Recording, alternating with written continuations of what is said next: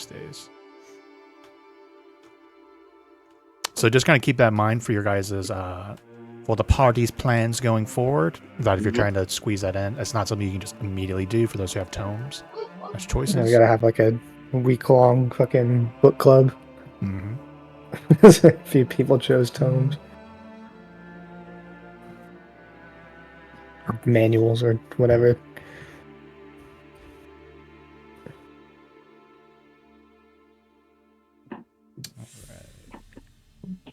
Anybody else want to holler what they decided on? Yeah, I picked up the Mud Slick Tower. Mm-hmm. Mm-hmm. Mm-hmm. Mm-hmm. Mm-hmm. Mm-hmm. Yep. Okay. Mm-hmm. Mm-hmm. Sorry, I'm Sounds deleting like Caleb's a- character sheet right now. Yeah, that's what I thought. Sounds like you're gonna you're gonna need some more time to choose something else. Just so you know, I added that and I did not take that off of the random rolls on those wheels. Hmm. I don't know why they made this fucking item. It's the same thing, just named different. It's not the if I know same. that's- One's made out of mud. Yeah, that one I think is reflavored. But it's for, not. It even adventure. says in the description it's made out of adamantine anyway. It even say it's just copy and paste it. Although it looks like stone, the tower is made of adamantine. To be fair, from the adventure that's in, if I came across that and been like, "Oh, that's funny," they took this. I get a kick out of the fact if you stumbled across that in the campaign, like, "Oh, that's funny." They couldn't have at least reflavored it in the description a little bit.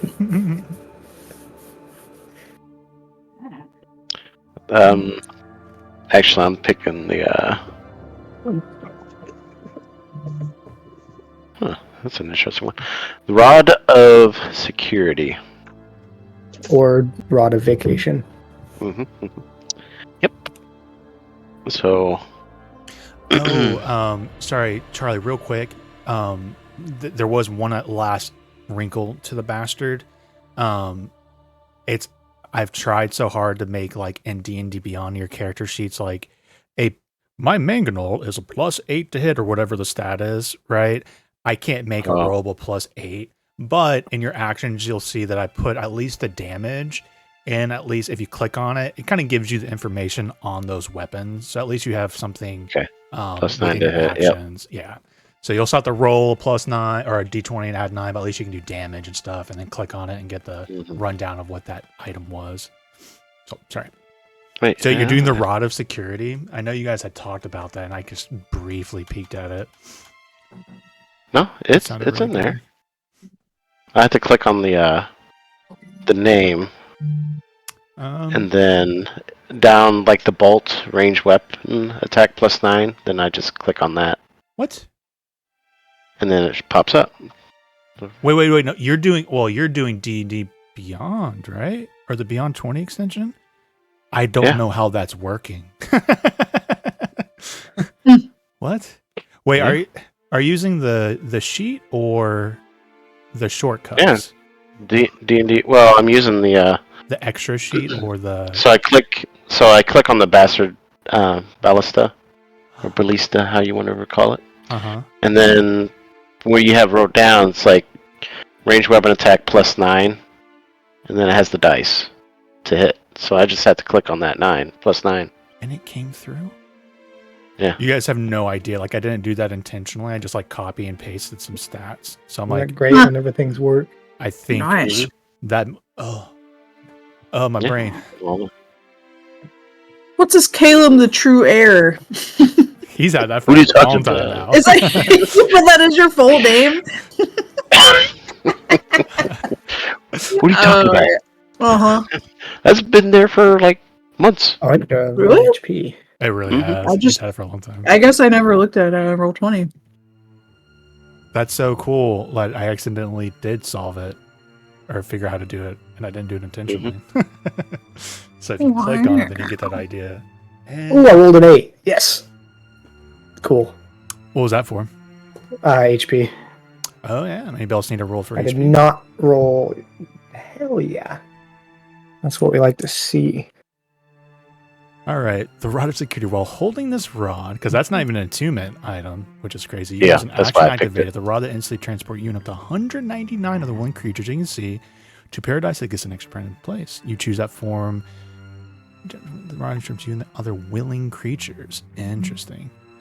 My quick thought on this. I'm just like think of hypothetical, right? Because it sounds like a lot of you would plan on using this in a.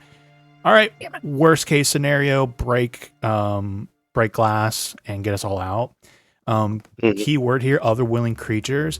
If somebody's down and unconscious, they are not a willing creature, just as an FYI. Yep. Okay, so just keep that in mind if things are really bad and people are down or like dead. Or dominated. Yeah, so there will be wrinkles to that. Yep. You choose That's the form. okay. Oh, God. We'll have Horn. We're going to have Horn of Valhalla. Everyone will have it. We just summon all these, and then we're going to use this, leave everyone there, and then we just come back hours later, check up on the mess. What I'm most scared about that's is what your funny. paradise is going to be, Charlie. Oh, no. Oh, yes. I think I mentioned it in chat. Oh, did you? I don't think I remember seeing it. Or maybe I just I thought think I about it. blocked that out, probably, whatever you said. You cannot block me out. The time runs out. And so how long can you do it for? 200 days?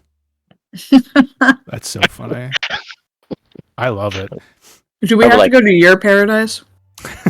My paradise of choosing. He's the one that chose the item. Oh, God. So we've spent 200 days there. It might be better than dying.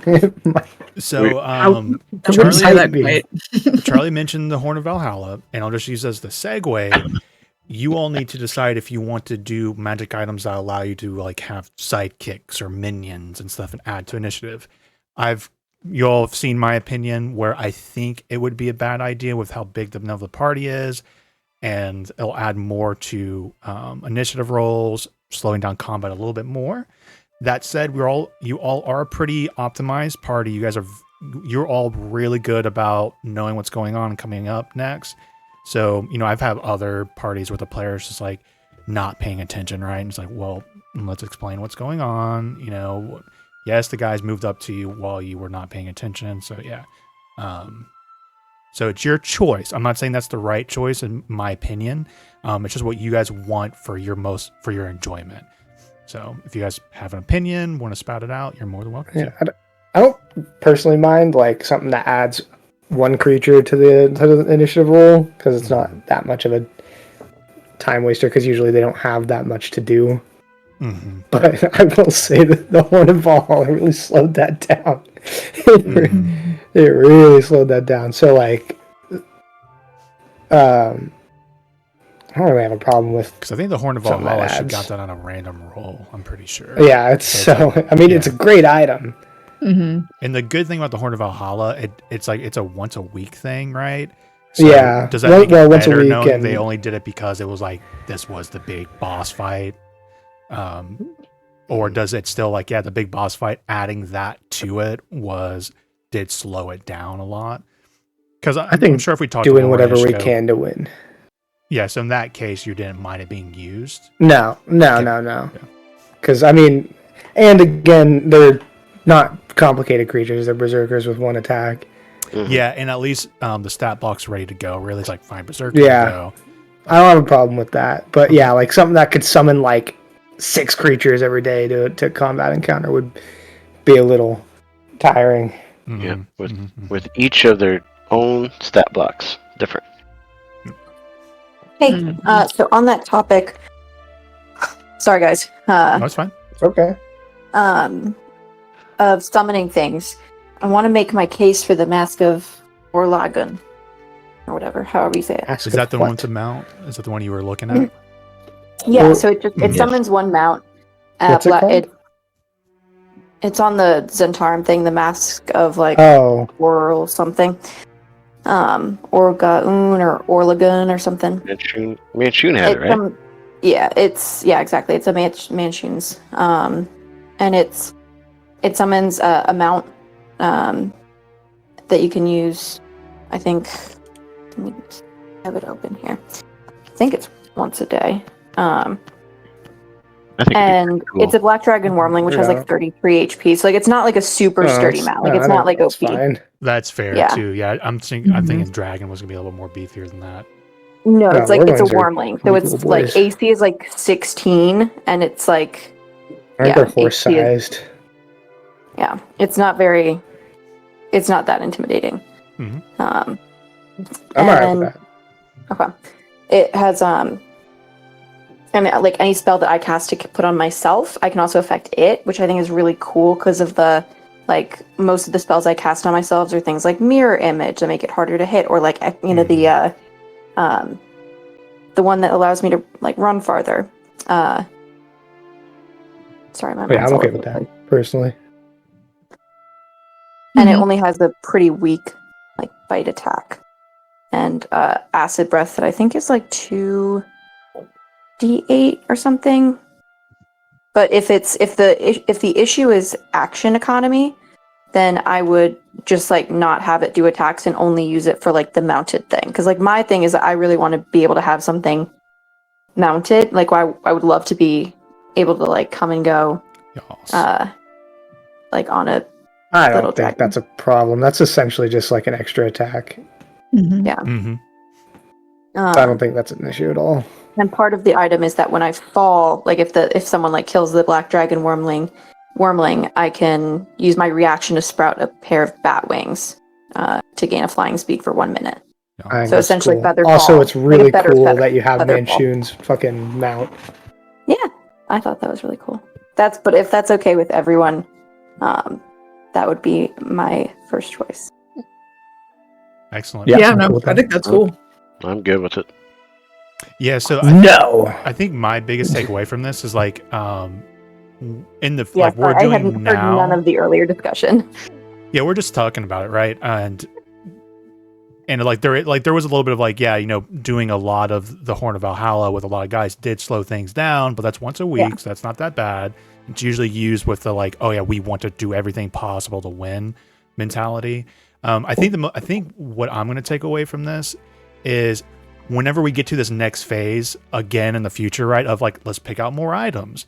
We'll probably keep having this discussion, right? Because all right, you're now level 13, level 14 characters, or like level 16, so your spell turns might be taking even longer, and like just keep checking in with ourselves as a party, with summon stuff and other things that add to action economy. Like, I don't think there's a right or wrong choice, right? But more or less just a check-in like we're doing now. Yeah. Of like, okay, what are you looking at? Everyone cool with that? Cool. So I'm just speaking out loud. I think that's going to be my takeaway. So, yeah. And you heard me, like, you can reflavor it that if you want, or if you love the idea of it all being very lore specific. Because I was like, my brain started imagining everything being kind of like amber themed, like owl themed rather than stuff. But 100% do whatever you want, right? I'm just letting you know you have that creative or Thank you. Yeah, I will definitely. I think I will reflavor it, but I think that she'll because I think the cool thing is that like it takes on a younger form of like Manchun's mount, which I think is like a fun little fuck you. Yeah. So I kind of like that, but I will Also- not be wearing the mask that they describe with yeah, like 100%. downward Where pointing is, horn. Yeah, she's not gonna. She will take it to a jeweler and get it made into something a little bit prettier. Where is Manchun's mount? Yeah, that's a good question. Loose ends. Mm-hmm. I don't like those. Maybe the other Manchun knows. Maybe. Oh, Or the Yeah, we can others Manchuns know.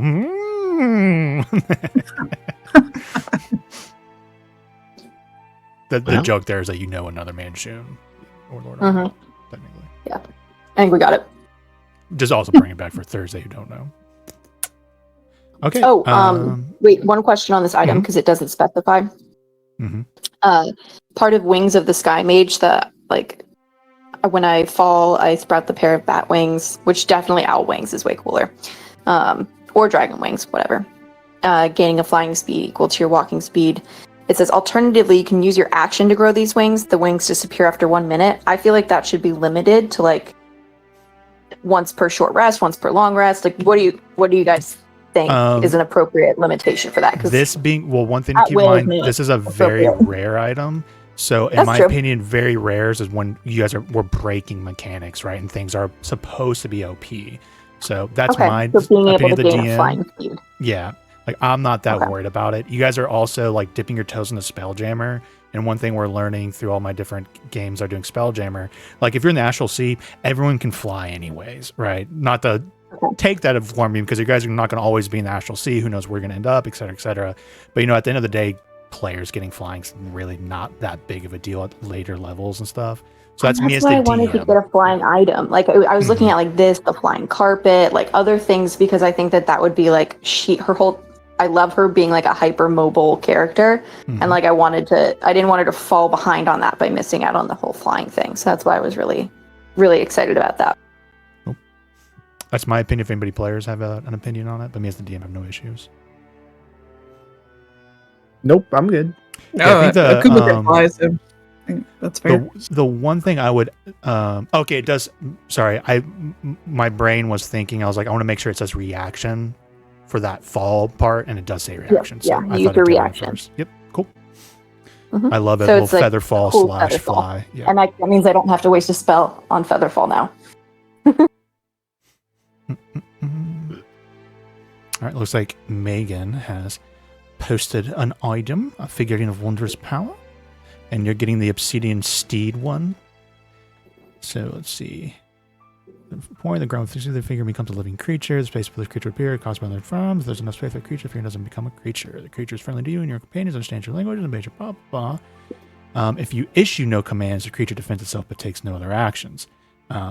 So to be fair, like she could, depending on the stats to be lower, she could command it to do things in combat. The creature exists for a duration split of each figurine. Then the duration reverts. Speak the command word. What creature becomes figurine? All right. The disposition can become a nightmare. For those who don't know, nightmares are devil fire horses, which are fucking badass. For up to the 24 hours, nightmare fights only. Oh, that there does say it only fights to defend itself. Once it's been used, it can't be used again until 5 days have passed. If you have a good alignment, the figurine has a 10% chance each time you use it to ignore your orders, including blah, blah, blah, blah. So my first thought is I'm looking at this, right? And then we're looking at what Lindsay picked out. And if anything, I'm like, this isn't good enough. Like, I'll be honest. I'm like, she's got a mount that mount can fly and stuff. So like, it does say you can just go to the ethereal plane. Though, yeah, the ethereal plane. So. Oh no, thank you for pointing that out. I forgot that they could do that because that is very important. I have an idea though, because I'd forgotten about an important item that was relevant to the story. Let me see if I can find it. You guys maybe even saw it, but also gives fire resistance, which is pretty good.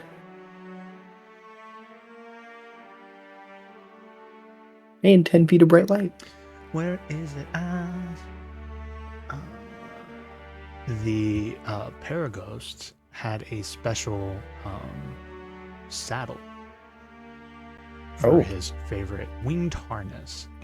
When fitted to a mount, this magical harness sprouts wings and grants the creature a flying speed of 60 feet, and created to the harness an exotic saddle, granting advantage on any ability check made to remain mounted. Winged harnesses come in many styles and are often designed for a specific mount or rider. The Paraghost warhorse Andrajo wears a black harness with a 30-foot wingspan.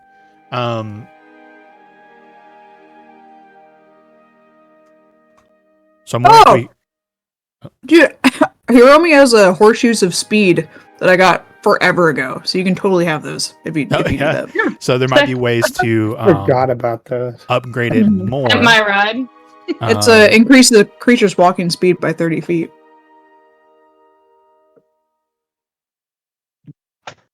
So I also like this weird idea, and this is just me projecting. I'm not saying this is what you need to do.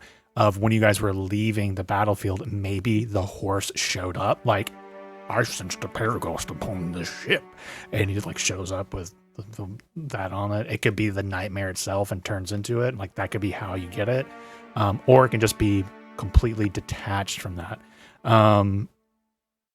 But now I'm like, Lindsay, does it seem cheap that I would give the nightmare the winged harness? Because I have a lot of info made in my brain. I don't know if that's then like going like, well, that kind of now negates what I'm choosing. because I don't know how much like speed the Wormling has. But you do also get like the fly for yourself through that ability. Are you still here, Lindsay? Oh, the Nightmare does have a fly speed. I actually just realized that. Oh, does he already have a fly speed? Yeah, 90 Yeah, because feet. isn't he like a corrupted damn. Pegasus? Did someone say my name? Basically. We were discussing upgrading the Nightmare, and I also didn't want you to feel cheapened if we upgraded her very rare item. So we're talking about it, and the Nightmare itself, we just realized, has a fly speed of 90 feet. So, and again, I don't have a problem with flying stuff, like 100%. You guys are at that point in the campaign where it's nice that you guys can fly, because I don't feel bad as a DM when a dragon's just like, I'm going to stay up here in the air while you're down there, and you can't do anything about it. You know, you guys Based on how I actually- always forget, I can only think in 2D, and I always forget the Waystone has fly as part of it. I'll probably forget that I can fly on it anyway, if I'm being honest. Don't have the Waystone? Or I thought you gave it back. I have Well, you don't- ways around flying creatures. So you don't have the Waystone anymore, right? That was the whole point. Like, yeah, you gave it away. Oh, Gave yeah. it away, gave it away, gave it away. No, sorry. Got taken from me. Taken. Sorry. That was important. Too soon. Too Sorry. soon. Months later. Too soon. Hey, it's too soon for Samaris. It's been like 3 days. No, that's fair. Yeah, but I have no problem if like one of our mounts want to use the horseshoes that Lauren, I'm pretty sure you got that on one of the random rolls. Mm-hmm. No, it was from the chest that her friend like inherited to her a while ago. I don't even know what you're talking about. The lady in Golden Fields. I don't think. Oh, I wasn't here for that then. Yeah, that was Yeah. that was Okay, Yeah, that's why. I a think- long time ago. Yeah, you came up with the treasure though, I think, or maybe just having your like roll random.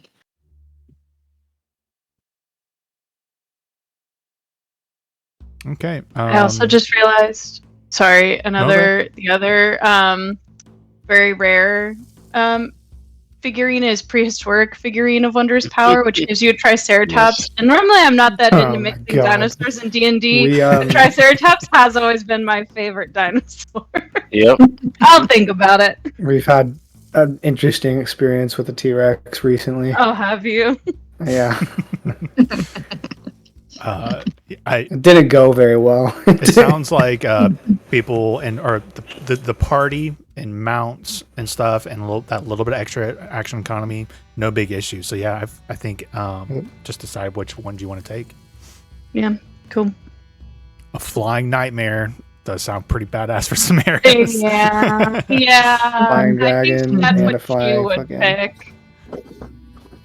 A And I picked a flying book. triceratops on fire too sounds good. We can reflavor it. I picked a book. Oh, I love that I just saw you changed your icon to a T-Rex. So you still have that. Oh yeah. Yeah. Anybody else have any questions about any of their big choices? Yes, I would like to seek advice / opinions of the DM or anybody on. I didn't take an ASI, sorry, because I got the cool manual from Caleb. Thank you very much for the con increase, and I wanted the dragon mask more than I wanted 22. Hopefully, we'll have another opportunity at some point for a very rare item. But I would like to either take like the dual wielder feat for 2-weapon fighting, so that I can do the dagger and sword and rapier without having to calculate all of the nonsense of not like not having my bonus and stuff like that. So I would like to be able to like do full damage with those things. Or Go is ahead. that because when it says you can use 2-weapon fighting, when I looked at like 2-weapon fighting, the style, like the fighting style, it said that you can add your like attack modifier to like the damage, which was what I was curious about. Yeah, so I recently learned that my own memory and thoughts were kind of wrong. I thought you could take the dual wielder feat to get that bonus in your offhand, but I was corrected by rogues in my Sunday, and they're like, "Oh, we couldn't find that." I was thinking of two weapon fighting, which I think is a fighter class thing. It is. So you could take the fighter initiative. Yeah. So that what you're looking for there would be the two weapon fighting from that, and I think you could like technically dip into like, isn't there like a feature where you can pick up like fighter or whatever? Yeah, fighting initiate. I looked at it. So my question is it mostly just the inconvenience of remembering? Because I did this for Samaris at one point, and maybe we need to do an update, but I can like go and just give you a custom damage that is Dinya's Dastardly offhand, and it's just a D4. Oh, that'd be amazing. Yeah, I can do that if that's your biggest thing of just streamlining that. But then dual wielder, if you like that streamlining, damage would be nice. Yeah, but it's not that big. It's not that much damage when you're thinking about.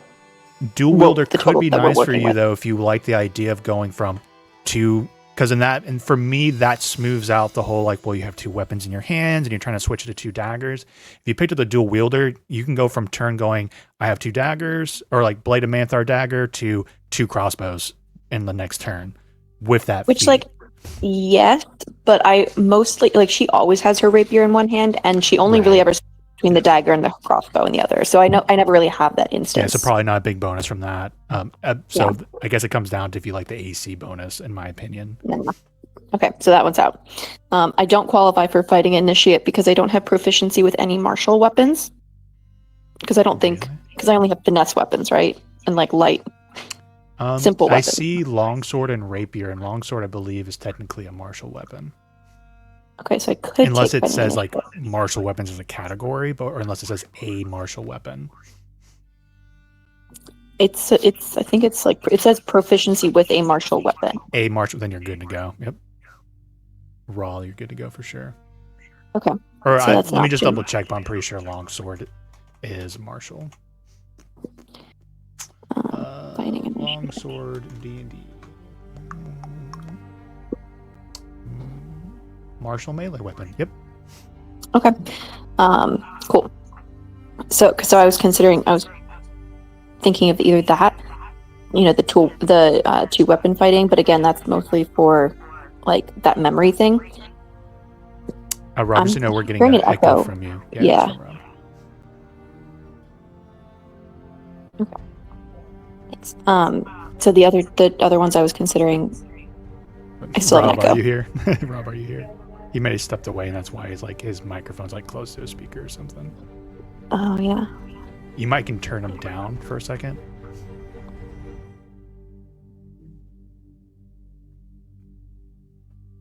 Boom, boom, boom.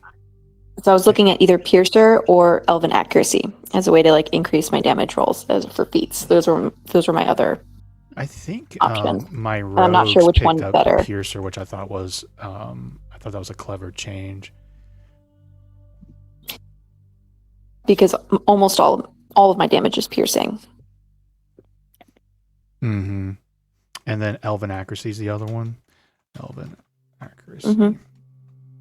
I'm just not sure I'm not good with like the mechanics of like chance, like which one would be maybe like more efficient. So what I'm seeing here, because you can give yourself advantage a lot with like sneak attack or with steady aim, and so this only really happens. Elven Accuracy only triggers whenever you get when you have advantage.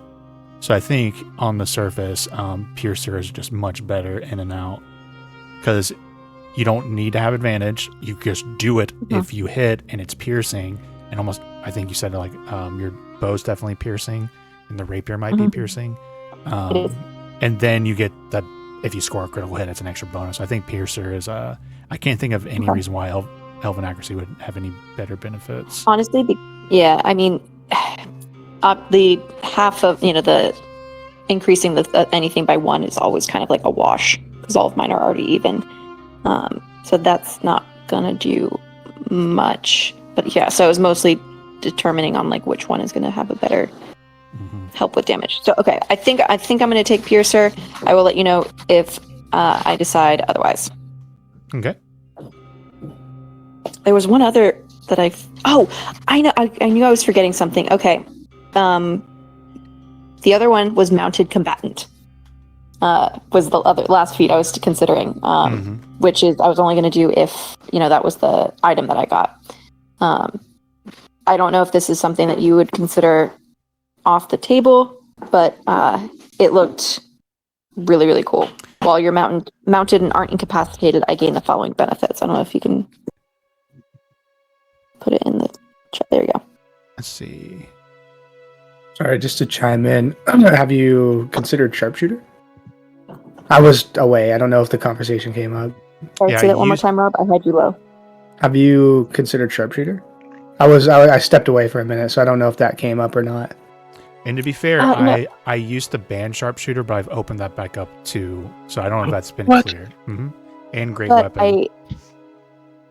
I half of the time use my crossbow, half the time my rapier. So I don't want to, this one looks cool because it gives me advantage when I'm mounted, which is helps with sneak attack. Because if I'm mounted, I'm not going to be hidden. I'm not going to be, there's a lot of things that will be different. So it would give me advantage so I could consistently get sneak attack on my mount. Oh, it gives your mount fucking evasion. That's crazy.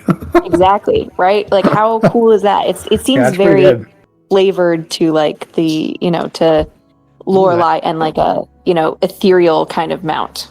That's good. Let's talk about one thing that just popped in my brain real quick. Let's talk about steady aim and my rogues on mounts. I just so you know, let's say your turn comes around and Lindsay saves. Lorelei takes steady aim, and then the mount comes around and the mount moves. I don't think I want that scenario happening, right? Just so you know, because normally the way I do mounts, and I should refresh on it if we're going to do a lot of mount combat, because I do it I don't even know what raw is, but normally if you're on the back of the your mount, you declare on your turn if you're using your mount's movement on your turn, right? As your movement. That's fine. And if you say no, then you're even if it comes around to your mount's turn, they don't get to move on their turn because you chose not to use it, if that makes sense. I'm 100% fine with perfect. that. I also almost never use steady aim unless it's an absolute last resort, because I really don't like giving up my second attack. Because hypothetically, that could be a really powerful combo. I steady aim on the horse, and then the horse moves. Raw. So I just wanted to talk about it. Yeah, that makes sense. As long as you're not mounted, though, you still could steady aim, and then the mount moves. Or no? Essentially, if the mount's going to move at all, whether on your turn or later, if you do steady aim, you're giving up your mount's movement. Period. Does that make sense? You have to be in place for steady aim. So if you're moving, you're not. Well, yes. What I'm saying is, I don't even know how often I'll use it as a mount specifically. So if I'm not on it and it's separate from me, I'm just trying to make sure. If it's not on you, 100%. Because when you're on a mount, you hypothetically can use your mount's movement on your turn. No, that makes total sense. Yeah. So if you're using it for that, and then because 90 feet of flying for a nightmare is actually really good, right? Yeah, and that would, to be on that and basically cheat by using 90 feet of flying and be like, I'm steady aiming. Just making sure that if I'm separate, that doesn't count. Yeah, pretty much steady aim. If you're mounted, you give up your mount's movement. Just makes sense. Yep. I feel like I had a thought and I lost it. I'll refresh myself on the mounted rules, but because I think there technically is stuff that's if you take damage, blah blah blah, you can fall off. I usually am not that cruel about it because I'm especially if it's not doing a lot of combat, it's what's the difference between a flying, wings of flying, and you're in the back of a mount? If anything, you're putting your mount in danger. All right, so circle it back. So Lindsay, you were thinking about mounted combat. Yes, that was one I was most excited about. Against any unmounted creature that is smaller than your mount. That probably won't happen a lot, right? Because your wormling, I think, is technically a medium creature. So we're thinking goblin-sized creature, kobolds. Oh, I thought it was large. I think let's just double check. Let's look at wormlings, but I think they're mediums. Medium dragon. Yep. Wow. So that's the weird part. I think that's also why I imagined it being beefier, because as a mount, a medium-sized creature sounds very small. So like if let's say we created a token for your Wormling, visually he's bigger than medium, but that's technically his stats. I'm talking out loud. And I think I still would enforce it. Yeah, I mean that makes sense, but that I think I'm thinking. Yeah. I am thinking because I'm thinking the scenario. Let's say we made it large, we and don't you're on the fight back goblins. of it, and now you're getting advantage on a lot of rolls. Potentially, right? I guess it would be the weirdness of like we're in the middle of a dungeon. I get on my Wormling down the 5-foot hallway, and like maybe I don't know. Like, would you be on it all the time? It can take damage, right? So it could be taken out of combat. So. And then I can't summon it again. I'm going to hypothetically real quick say we could make the creature large, because also it just makes more sense for a mount to be bigger than you. You can force an attack, target your mount to target you instead, which if we're keeping all the stats the same, that's kind of nice, because it's like we know it's only got 33 HP, so if you're doing that, you're desperate anyways. Like one big hit's going to take it out. If your mount is subjected to an effect that allows it to make dexterity saving throw, to take only half damage. I like that because that will end up what's happening at higher levels. Is that just like Amber, right? Amber has been a problem since the very beginning of like, oh, I'm out here. Oh, and AoE tickles Amber. She's dead, right? We're now at the levels that AoEs can tickle your mount at 33 HP and it's dead. So I like the idea of that helping maybe a little insulation. Yeah. Helping a little bit curb that, so your mount's just not getting shot out of the sky, easy peasy from a fireball. Okay. So I think there is some pros there for that for sure. If everyone's okay with that, like considering the Wormling a large creature, then for the purposes of this, then that would be my first choice. If everyone's okay with that. Yeah, I don't mind. Yeah, I don't mind. Do it. Thanks, guys. One more question for Charlie. Is Samara still getting the Gauntlets of Ogre Power? I'm fine either way, but was just curious for my 2-minute slots. Yeah, if you want them, it's yours. Because I've already used my 2-minute slots I had to sacrifice it anyways to get something else. But yeah, it's yours. Cool. Thank you. Lindsay, I am on your sheet right now, just going ahead and adding the Dinya offhand damage, just like a simple D4 you can click, and then the Blade of Manthar for the hypothetical when that might be in your offhand. But I know you don't usually do that normally. Manthar offhand. Yeah, I never use that in my offhand, so you don't have to add that button. Okay. All right, fine. I won't do it then. 100%. And I'm gonna adjust my Constitution because I still haven't done that for. Which is exciting because I'll get better HP. Okay. It does get kind of hidden in with all your other stat blocks, but Dinya's offhand is down there now for a quick D4 roll. All right. Anyone else have questions, opinions, rulings? Because I do have a curveball for you all. So last night. So I think I've told you all it's been funny on Mondays because they hit level 18 last night. I'm very excited, but they've been doing the whole hey, you pick your very rare item. Here's your legendary stuff. You killed a god dragon, so they're optimized like majorly. They have all the best goodies they could want. So we've been running into with them is, my wizard legitimately was like, I want to actually roll to get a common item when I do like the random stuff. Cause he's like, there's a better chance of it not being an item that needs attunement. Right. That he gets more joy out of finding a common item because there's nothing else he'll want to replace it. Like there will be the items that would be you could probably like one item. Right. So last night I had the idea for common items.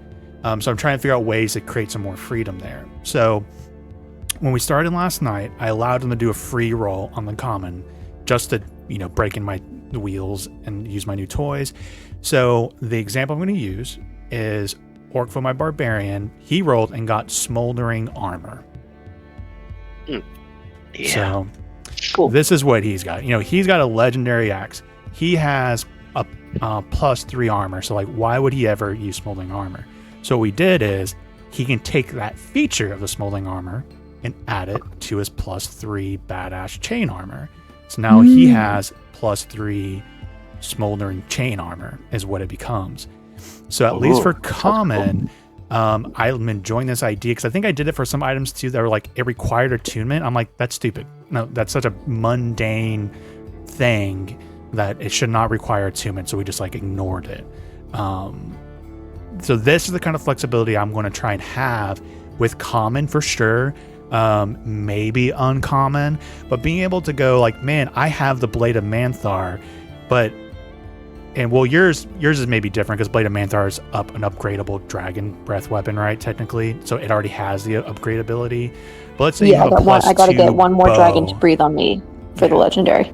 So if you have a +2 bow, right, and then you find a common bow that allows you to do prestidigitation, you can take that feature and add it to your +2 bow and make it the +2 bow of prestidigitation, right? You can kind of move those features around, especially common. Again, it's usually just very small effects and allow you to like slide it over to a better one or to one of your like your augmenting favorite ones. Yeah, augmentation. And I'm sure there's plenty of video gamey RPG terms where you can do that. In Pathfinder, there's a weapon, sentient weapon called Finnegan, and he molds into any weapon you would like to be. Oh, fun. Yeah, so he might come in as a longsword, and you're like, well, I don't need longsword. He's like, well, you can turn me into a longbow or a short bow or javelin or anything. And I do that when you guys find items, right? If you find a plus whatever armor, it's what's your best armor? Oh, I do medium. Well, what's the best medium armor? There, you have a plus whatever medium armor. I already kind of flex that, so I don't want to like, oh, sorry, rogue, you rolled for a +3 plate armor. You're never going to use that. Like, I'm not going to do that, right? Yeah, I'm sure though. I'm surprised there's not 1 in 5e that's like a weapon that changes to fit your needs. That would be a really great fighter weapon, though. Well, Pathfinder took it or came up with it. Cool. I think that makes sense. So, because I did it last night, I want to do it again. So everyone gets to roll on the comment table, and then maybe you'll get something you can take a feature and add it. So we're gonna do some. You guys are gonna actually use them. I'm gonna make you use them. I guess if you want to use them, but free stuff, right? Where's the table again? I'm giving you the proper link because I don't know if I've updated or anything. So, Did you pin them? Yeah, I haven't been pinning them, or I can pin them, but there's an option whenever I share it, and I don't know if it goes through, so I'm a little nervous, where it goes disable the ability to remove choices, and I always have to click like a box because I don't want people accidentally removing items without realizing it, because then that just messes up all of it. Sorry, my wheels. It'll just take. Wait, what? Oh, it's because I need to be in Firefox. So let's just make sure I give you the right one because I don't want anybody to accidentally do it. Common items, and then share, disable, and edit. Oh, disable of editing. So that way, that's what it is. That way, Charlie won't start putting intellect in there and trolling me. Yeah. That's my biggest reason. I don't know if it'll save it when I pin it. Yeah, so everyone make a roll, and you get a free common magic item. And if you're lucky, maybe it's something you can like slide over to a weapon. Or what is this? Holy shit, this sounds crazy. Go. One more. Oh. Mood party. I miss getting a screenshot, but Shield of Expression. Let's see. Is that working? This is the goofiest fucking item. I got this. What? Yeah, for instance, Samaris using the Shield of Expression, you could take that feat, because again, that's such a flavorful thing, right? You could add it to your brass knuckles. You know, like you could change. Yeah, I was gonna say, could it be like the top of, like the hilt of one of my daggers? 100%. Like if you want to take that feature and add it to Dinya's or your Vadium daggers, 100%. Okay. This okay. What is this item? Through the water with it. Skip the conversation. It has to be a tiny. What? If any tiny sea dwelling animals within 1 inch of the statue. What is the application of this fucking item? And deals 1 damage. The shark can deal whenever it's. Oh my god. There's probably a lot of stuff. Archie gets a pet goldfish. I did not. There's only a couple things I vetted. I can't remember what they were now. But there's certain things that might have been specifically from an adventure, right? Maybe this is something you find in an underwater dungeon. It has to. The fact that it has to be a tiny sea dwelling animal. It can't just be anything in water. It's so goofy. Yeah, and so you do whatever you guys want to, but Samaris, like if it was me, I might do Vadium Dagger of expression. Just remember it has that little flavor. Yeah, that's what I'm gonna do. This thick black paint is stored in a small jar containing enough paint to apply mood marks to one creature. The paint is dabbed in the face and spots and marks often resemble eyes or specks spires. But the dab next hour's mark change to reflect your mental state. A creature that you can see makes checking to discern whether you're happy, sad, angry, disgusted, surprised, or afraid. What? That is such a weird item. I don't understand. That's actually a great thing for Caleb to have since he's hard to read. So it's like I'm imagining you're a clown and you painted the smiley face on. That must be what this is Caleb for. gets depressed and then it goes down and sad. That's hella GG2R. I think that's Guildmaster's Guide to Ravnica. So this is like a weird Magic the Gathering reference maybe. Ear horn of hearing. That actually seems like it could be useful. I don't know. Alright. I just think of that one guy from Wild Wild West with like the fucking horn in his ear. That's great. That is a useful ass item. That's very useful actually. I mean, to be fair, I'm not necessarily running around casting Deafen all the time, but that is, you know, Silence Deafen. Still, it's a spell. though, that's a counter. Yep. Yeah, so you can keep that as an item. I guess I gotta roll it twice. Okay. Yeah, and then, or you can like take the feature and add it to another item that you already have if you just want to like consolidate too. But okay. Sometimes it's attune things, and I'm like, that's stupid. Or like a shield, and you already have a better shield. It's like, why? Well, augment maybe is the word I'll start using. Augment. Sure.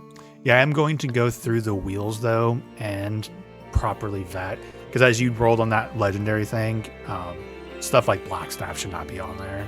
That's just that was pretty funny. Hey, other items definitely should be on there.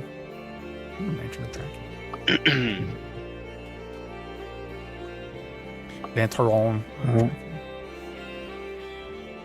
I can't wait to use a bonus action in the middle of combat to change the expression on this. What is this? Face. Roll a D10. Whoa. Exclamation. Point roll D10.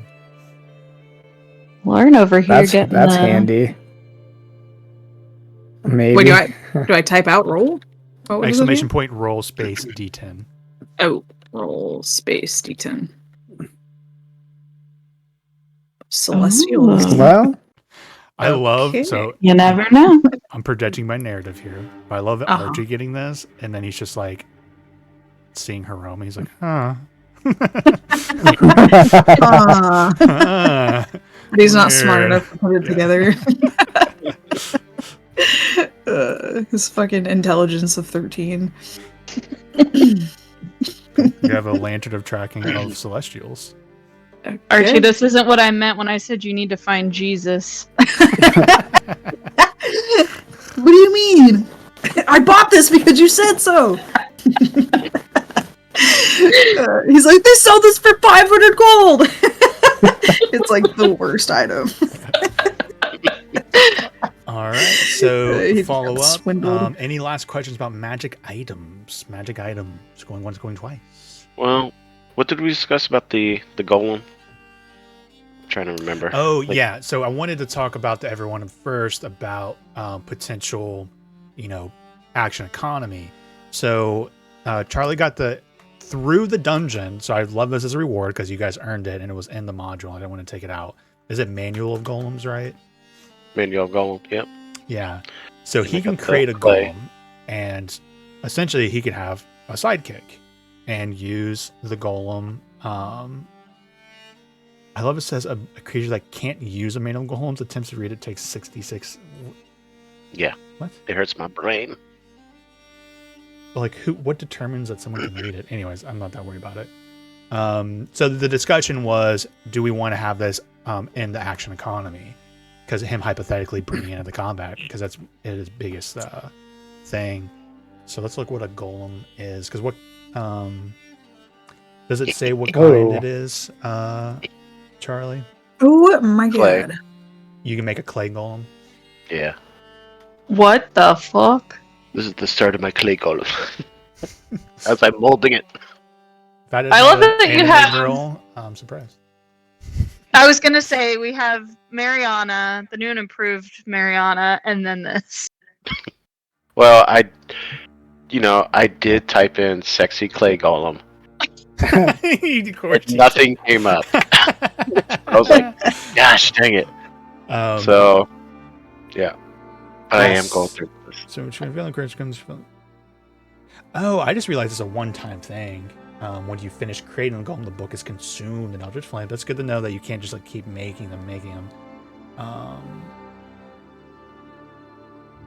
So now I guess I need to make a ruling on how to like repair the golem. Yeah, so if you guys want, that's an item he could potentially make a clay golem, and then if you want to look at the stats and what that would mean, that could be either be an initiative roll and the golem doing his actions.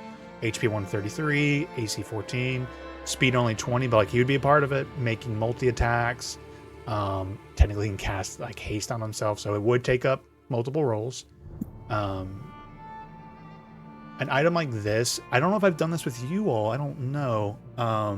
My new trick for people like for this, what we would do is, Charlie, you would go into D&D Beyond, go to the encounters tool, and then you would make a new encounter and choose Clay Golem, because that will allow you to have a rollable character sheet. And so you could, and then, because that's always my biggest concern. Like, I don't want people going like, oh yeah, what is my bonus again? Okay, exclamation point, roll how do you do that again, Nate? I want it to be click and go. So we can do that for it to be clicking and going. And same for this damage and stuff. So your guys' choice on the clay golem, if you would like him to, you can always create it and then leave it on the ship. But it's mostly if you guys want him to bring it in the combat. But to be fair, it does have a big drawback. When the golem starts its turn with 60 HP or fewer, roll a d6. On a 6, the golem goes berserk. On each of its turns while berserk, the golem attacks the nearest creature it can see. Whoa, hit point max reduction? Oh shit. Yeah. Nice. And that's another scary, that will slow things down, right? So every time you potentially hit with a golem, I'm now looking at the stat block of the monster and doing a con save, subtracting HP, keeping track of that. It's not too bad against enemies because it's very rare that they like get away. Normally you guys are just 0 and they're dead, so it's not a huge deal. But hypothetically, I am making con saves every time you hit with the 2 attacks. Yeah. Are there other... I don't know if clay golems are used for other things other than combat, or like, are there other parts of the clay golem that would be like a draw? We've like, me and Charlie have actually gone through this a lot, because with his artificer and his narrative, technically, Caleb has a tank in the bastard. He has a little army in this bastard, and we're going to use that in his narrative, right? So, him adding that to his narrative. Correct me if I'm wrong, Charlie, but like, that is possible for him to still make this thing and keep it out of combat, and you guys don't drag it around with you. Yeah, I think it's more for if we think we're going to hit like the oh shit, and we're like, okay, this thing is ready to go, let's just take this instead of sending in like 100 raptors.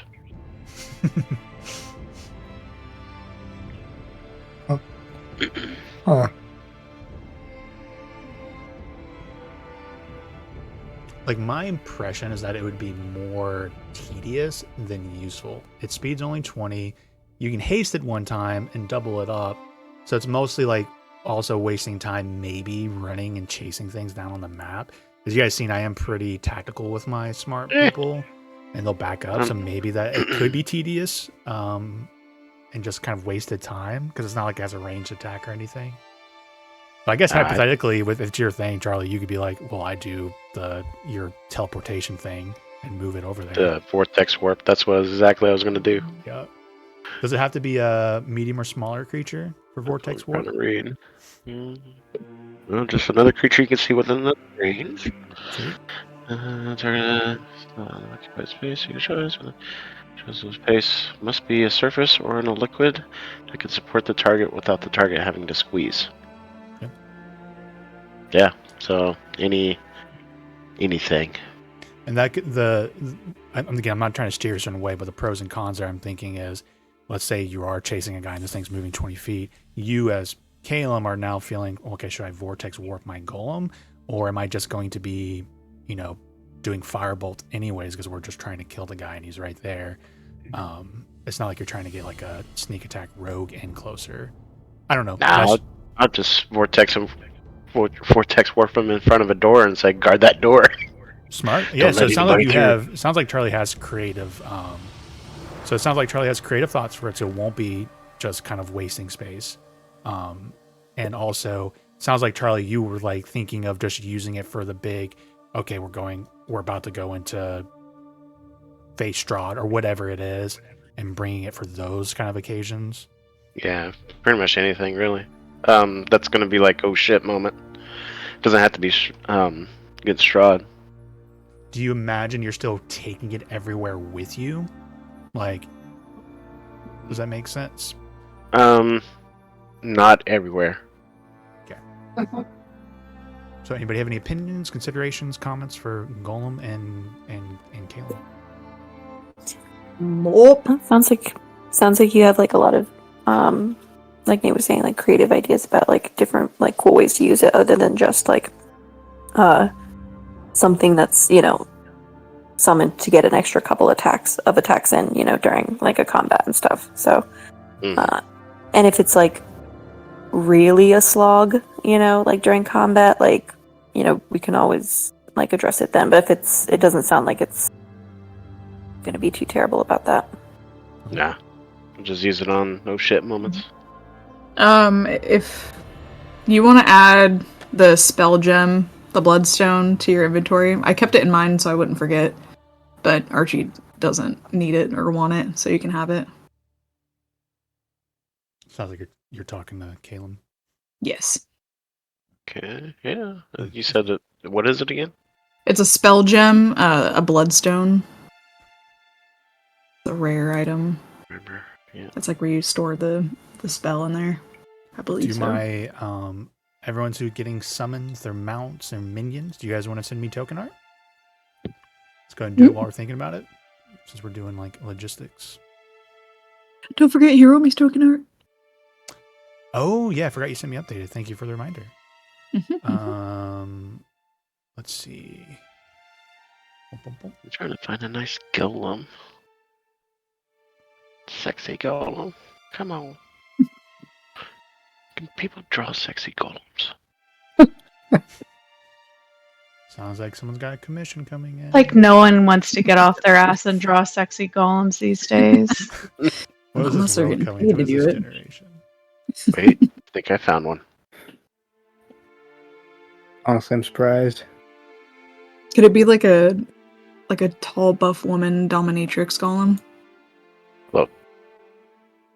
Oh no! Oh god! What is that? Ooh. Exactly. It's an Killing that fucking thing. It's ooh. Oh, goodness gracious. It's going off the side of the bastard. You touch her. Plus, she weighs like how many tons? I don't care. I will take Crusher. To be fair, Warden proved that his skinny frame means nothing when it comes to strength checks, so he's got this. Well, it does. I have an 8. Well, I'm patting you on the back for all those times you rolled really good on strength checks. Oh, yeah. You nearly like Give him the knocked over. crowbar and let him go. All right. I'm editing this. There we go. Which one is it? So I'm updating now Hiromi stuff. Give me my token.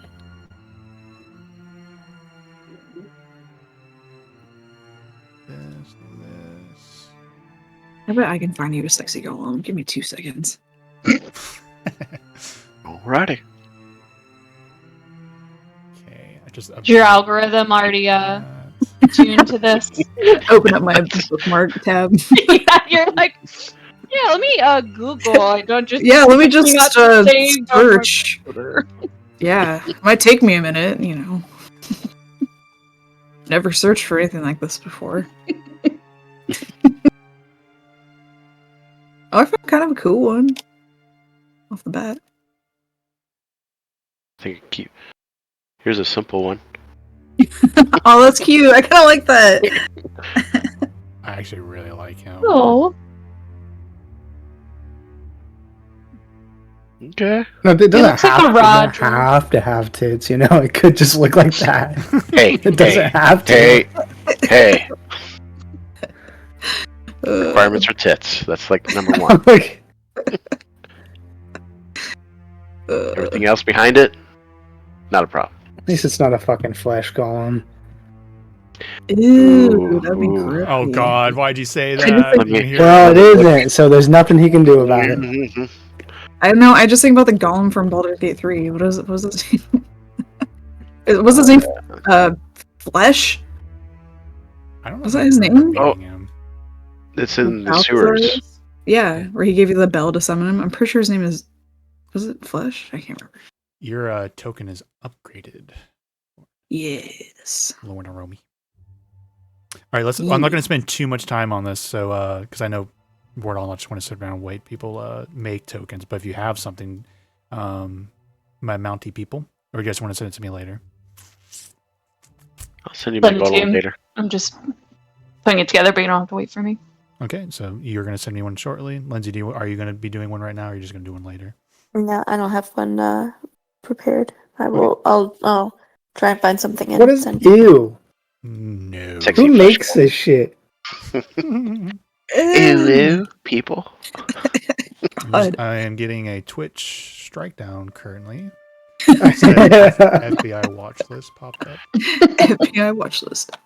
We made it, From who? boys. I feel like I wouldn't get along with people that draw that. It's kind of, I do. All right, I'm going to reel it in. Any last question about magic items, summons, or anything of that sort? Because No. if not, let's talk about what you guys are going to do next. So just before you all get into your characters and start unpacking what happened and your path forward, just so y'all know, like I did put a lot of the Hiromi stuff kind of with that presence of immediacy, just for it felt more sense narratively for the Misfits to feel like we should go now and not put this off, right? To make it feel more natural for them to cross the multiverse. But all your options are on the table. So there's every character, every direction you can think of is on the table. So you guys just make sure you just fall into what sounds most fun to you and most natural. Tuesday MGM to also know you don't have to shut the door on the aftermath of the Zentarum. If there's anything you still want to do in Waterdeep, speak to our Lord or not, all options are on the table for me as the DM. So you guys just know that. That's all I think I have to say about that. Because if not, it's going to be on you guys to get into character.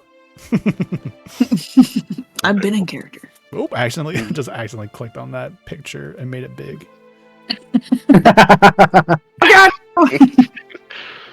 Yeah, I'm in character We don't too. have to like Make RP it, but could we like essentially like put on record, I guess, that like we wait, we recover, and then we like go to Waterdeep. Like I say goodbye to my great aunt. We like check in with the open lady and like see the status of how things stand. Yeah. I'm prepared for that. So if it made sense for you all to want to do some sort of resolution with that. So I have RP for that though. So if you're ready to take the step into that. I'm happy to, but what do other people think? Are you guys kind of like excited to move to the next step, or do you want to but wrap up? Gotta close this off. Oh yeah, I don't want to like rush the anything. Okay. Awesome. Yeah. So yeah. Besides, while we're in Waterdeep, I want to see if I can upgrade my Dragonhide belt. Nice. Maybe. So we go back to the Manthar estate. Yeah, so let's open up the scene real quick then. So when we left off, so actually, no, this is so silly. I need a refresher because so much stuff was being thrown around. When we resolved Zentarum, remind me what our choice was, Lindsay. What was it that the reds were saved, or you let the greens attack? We destroyed the red. Like we helped destroy the reds until they were like gone. Sorry, I think I missed that. Even I just confused myself just with that statement. Yeah, so you assisted, quote unquote, assisted the green to make sure that the red was, eradicated. Yeah, both sides, and then killed the and the Harpers came in the clearing up house. So the narrative conclusion was essentially Zentarum on both sides in ashes, in ruins, right? Am I getting that right? Yeah, I think that we turned away before then. You know what I mean? Like the Reds were killed. We waited. The Harpers were coming. We killed a shimmy. Yes, you didn't assist, but the Harpers cleaned up the Zentarum. Yeah, turned away on both sides. Okay. I had to reinforce that in my brain. I didn't have time to listen to the lot. All right. Yeah, because I in my head it's like we didn't know the aftermath because like we left while the battle was still raging. Yeah, that's like, the hypothetical, right? Who knows what remnants and little splinters will be left? But the big picture, you allowed the two factions to fall under the attack of the Harpers and not intervene in any way. So that's what happened last time. Now with Ashamai asking you all to stand down, but Lorelai, not wanting any loose ends, attempted to quiet this person who knew so much about them.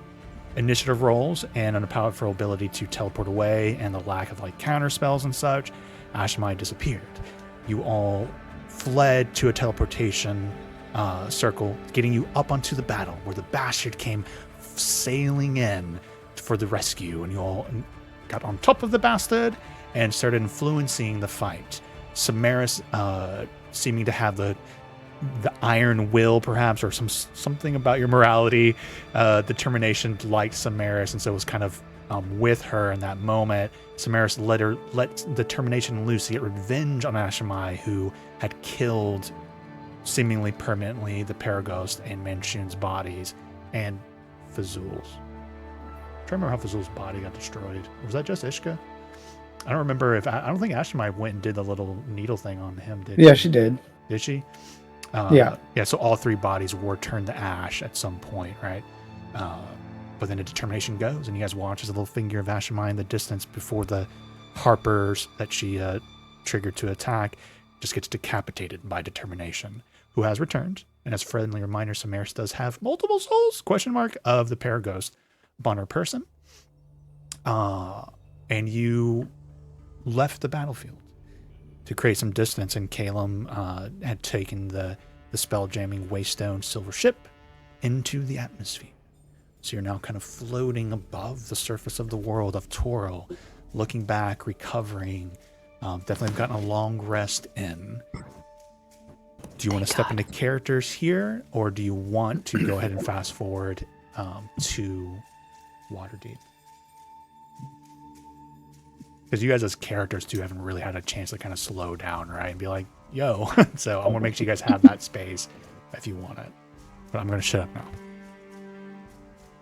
I think a couple of us went to go rest, right? Yeah, I think we have. Yeah. Yeah, like this is assumingly after that rest, right? The long rest has happened.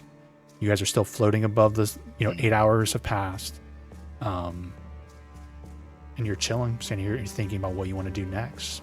Unpack what just happened, loose ends. Your choice to go wherever you want to. Jordan will just be on the deck somewhere. What the fuck? I just heard a bunch of notifications because I opened Roll20 for the first time in a while. Okay. No, I'm not saying anything, but Warden's going to be chilling on the the deck of the Bastard, reading his manual or tome. Just out there, chilling. Yeah, mechanically, you guys can say, yeah, we spend 6 hours after the long rest reading our manuals. It's on the table. Okay, yeah, that'd be great. I'd Yeah. love to do that. We spend a day relaxing, Book a day club. for like cleanup and to let everything cool down, and then Lorelai would ask if they can go back to set her affairs in order before we leave Waterdeep for good. Yeah. Yeah. I have I no don't know if objections. it's for good, but for a while. For now, at least. I think we've certainly left our mark on Waterdeep for the moment. Mhm. So we wiped out all the bad guys? I think so. Well, not all of them, but the bad ones, yeah, the really bad ones. I need to, I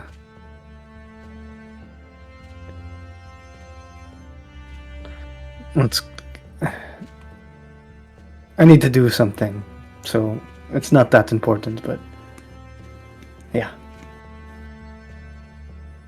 I'm Ooh. curious if has Lorelai gotten any like messages or sendings or anything like that? Because she sent a note off. Mm-hmm. Yeah, because you Over. sent a note to Arnott, right? Arnott, Via as we were Amber. Mhm. leaving. Yeah, Yep. like as we saw as right when like a shimmy died, we made the decision we were gonna turn around. She like sent that off before they left the battlefield.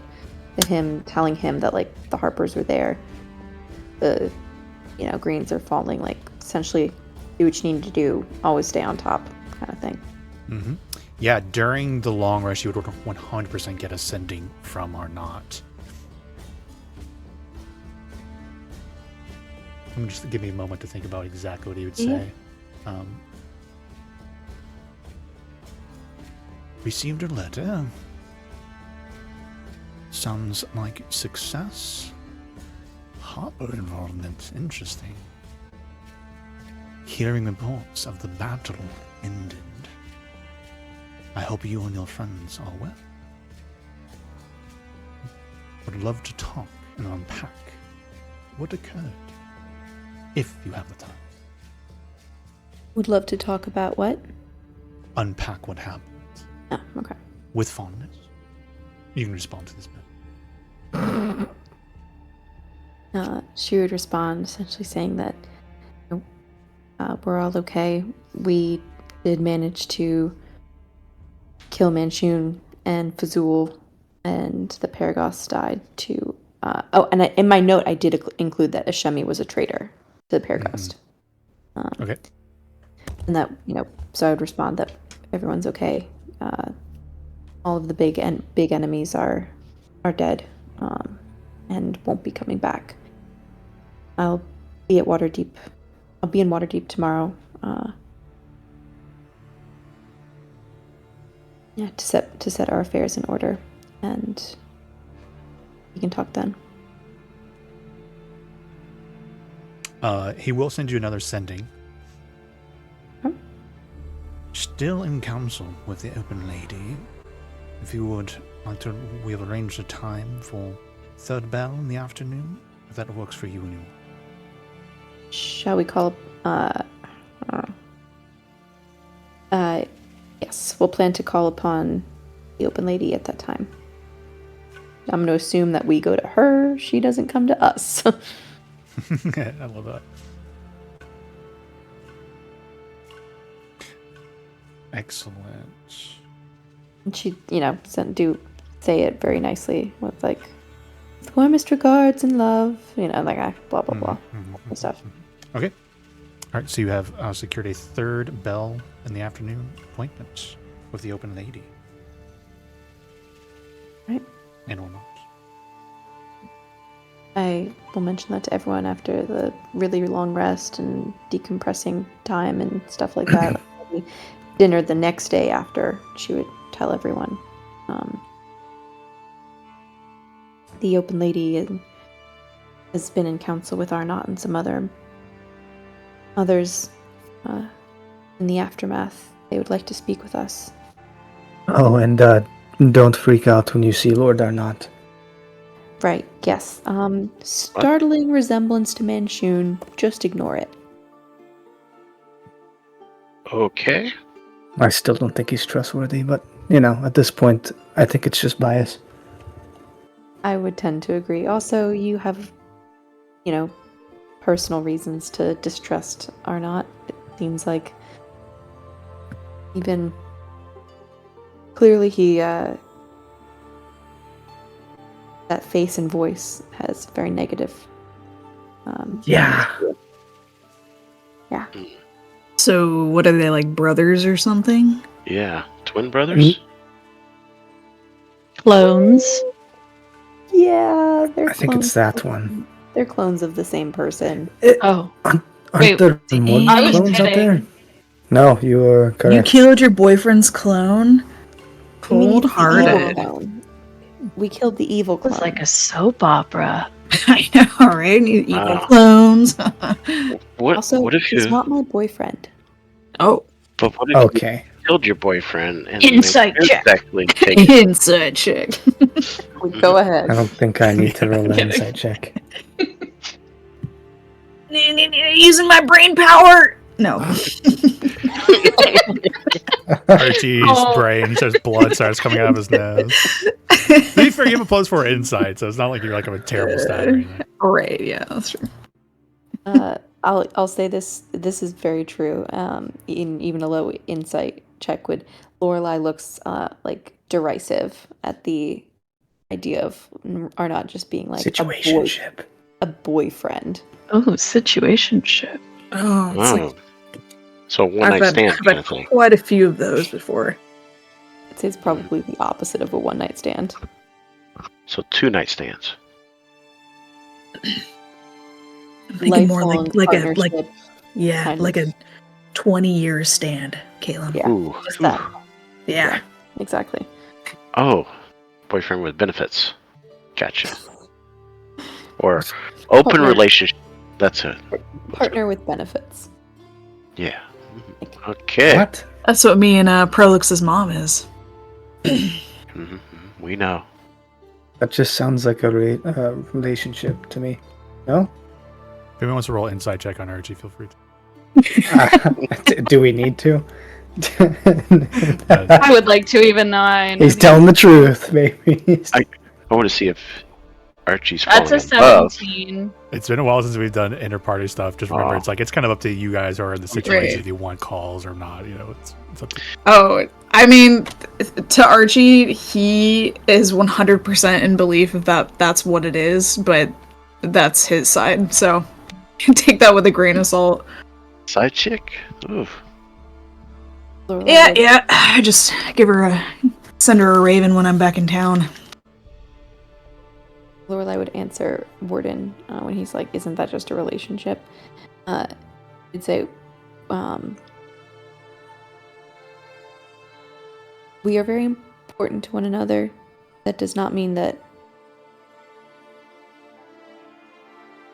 neither of us are pursuing anything resembling marriage, at least not with one another. We both have too many important things to do on our own. That would be only hampered by a closer relationship.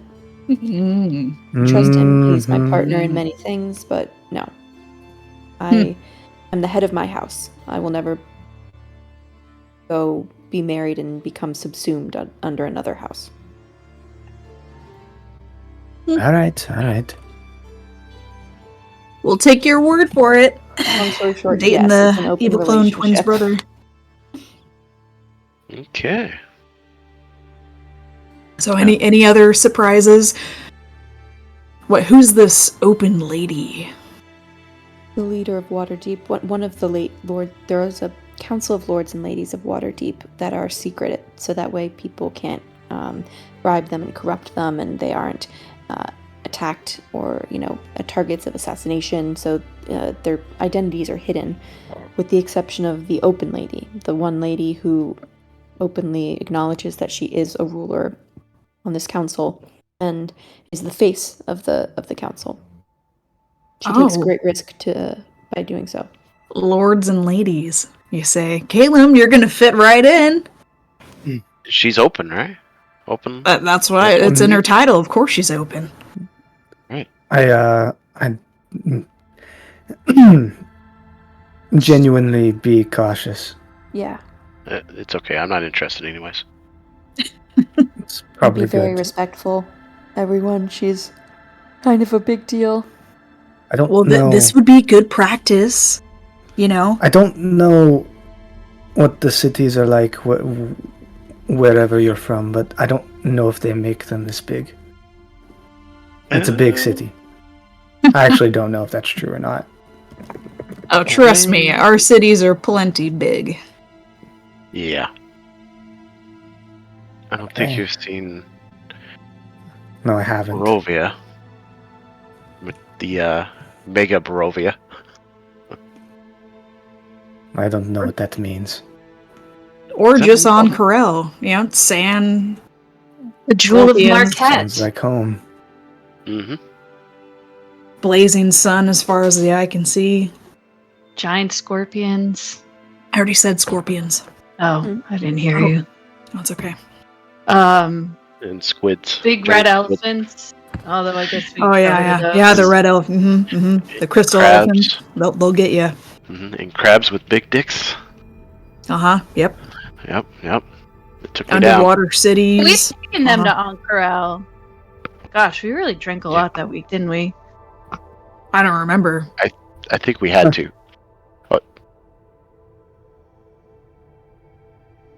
Anyway, please don't flirt with the Open Lady. Who said anything about flirting? Jeez. You did. No. Archie, I said it was gonna be. You flirt, don't. We know you. Just one question. How old is she? She's Like Prolix's mom. She's not old, but she's not like super young. She's like a widow. Oh, a widow, you say? Oh God. Yeah, that's actually a very touchy Not subject. take Archie with Yep. us. You just said all the magic words.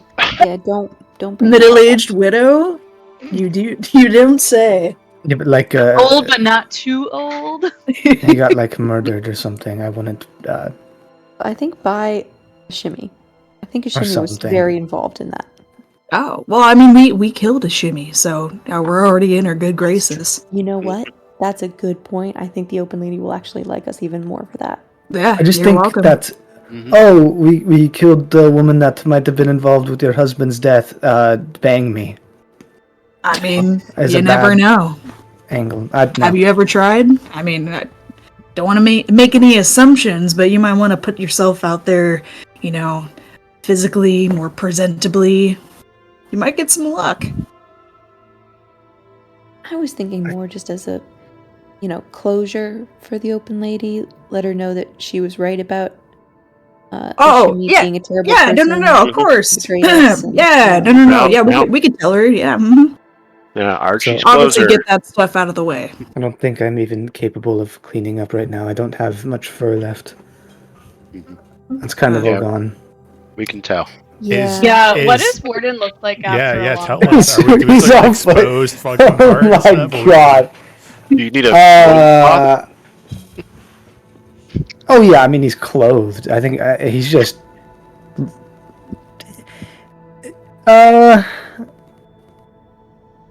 I'm just gonna say. Damaged. So he's got new clothing, but just looking Yeah. underneath Yeah. it, if you know what you're looking at. It's like- Patchy. Flesh is marred, pockmarked, probably all over the place. Just kind of like worse than how he first came around, except maybe a little less mange and more scar tissue. Yeah, I did a lot of work, by the way, to get you looking as nice as you do, and Lorelai is definitely feeling like you need another spa day. I think I need it to heal. You're in luck. And I We don't have know this if pool. we have a what? We have a pool. Oh, the pool. You'll like it, Catman. So, okay. I recall once upon a time you were fleeing from the new goddess of evil, and you decided having a full pool was you threw out weights instead of not having a pool. Water's heavy. I think the pool was there before.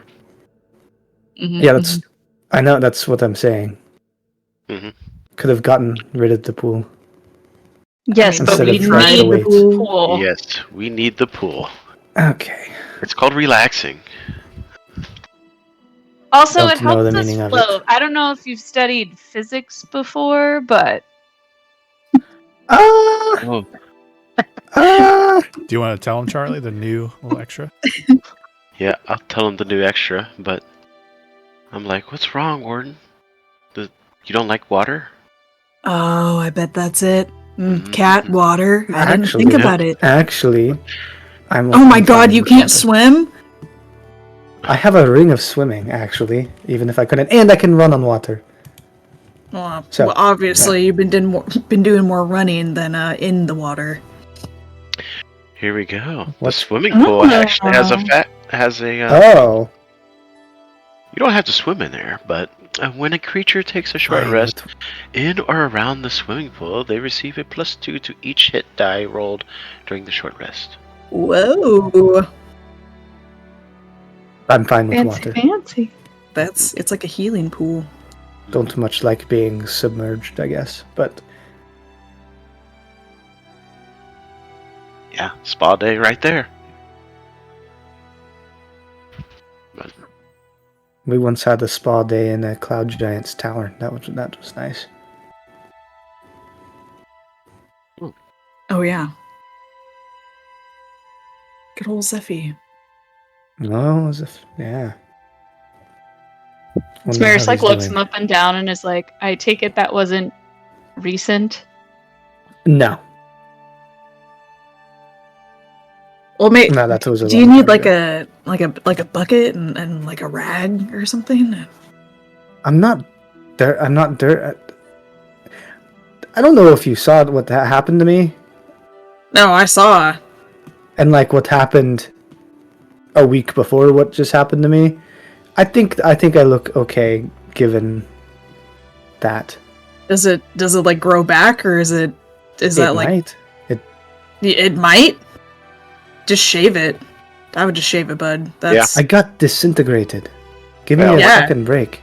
no, I'm just you went through hell, but you also look like it too. So I mean, how long does the Fine. hair take to grow back? Well, how long does your hair take to grow back? Well, I'm a werewolf, so not Second. that long. He'll go and like shave off a little portion of his hair, and it immediately grows back. Why don't you have facial hair? Listen, don't ask questions, alright? Don't be prying into people's life like that. It's growing in, alright? It's just, I've been keeping it short, because I like my boyish figure. Yeah. I like to look young, alright? It's growing. He like looks around. It's growing, alright? Yeah. I'm just Looks staring like at you. it. He stalks off, whatever. Well. Anyway. How much? Sorry. Out of character. It just came to mind because expenditures. How much money did Manchun's have in his bag? How much money? Oh yeah, I never rolled for that. Yeah, I remember hearing something about it. Wait, no, I think I did roll at the end, didn't I? I think I rolled. Thought when I a heard a couple people number. got I off. don't know. Bum, bum, bum.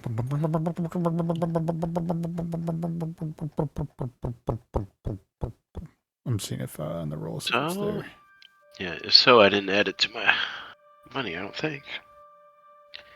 It looks.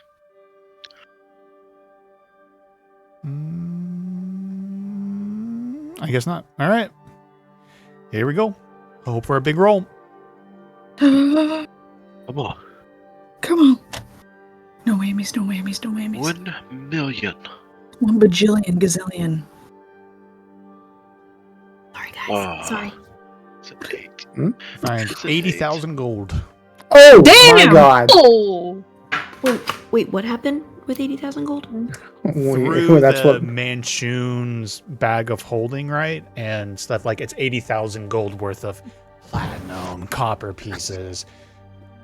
There's a lot of very Pocket valuable change. things hidden in his bag of holding. Dude, It's a little perhaps over if we would have 10,000 rolled a each. 20. Is that so? Have we opened up his bag of holding? Is that what's in it? Yeah. Yeah. Mhm. Wow. are we splitting that even? Sounds like it to me, right? Sounds good. Say, split it. So to take half of that, and maybe we start a fund, like a party fund. I mean, it doesn't really matter that much. A hair fund. We do have A hair coffers on fund, the yeah, ship. really funny. Maybe I'll invent hair transplants. Might help the both of us out. Think about it. I don't think you can be helped. Fair enough. That's fine with me. Mm-hmm. So, how much of that I is? don't know. I feel like most of that's probably going to go to this ship. So, Well, so so if half of that, so 40,000, 40,000 and then Divided by 6 7. people or Well, 7, right? Because technically, Archie's I'll have both my characters split like one portion of it. I think, but 40,000 goes. No, never mind. Fine, splitting it 7 ways. I feel like that makes most sense. We end up all sharing the money anyway, pretty much. yeah, it's 80. So that's everyone That's- gets 5,714 gold. Well, let's do and change. Can we just round to 5,715? Yeah. Oh my god. yay. Almost 40,000. And then We the have 40,000 is going in the ship. probably. I mean, components, spell components, ship, probably just stuff that we need. Potions, probably too. Healing potions. Well, because I think it's going to take 20,000 gold to go from one realm to the other. Damn. So Oh, then it's good that we have this 40k group I'm fund. glad Who they wants to mentioned keep that. track of that? That's a good question. I can keep had- track of that. Alrighty. Makes Fucking sense. watching you. You are obsessed with gold and money, treasure. I definitely will not birth this all away from myself. Now I will. What? Now I'm worried you will.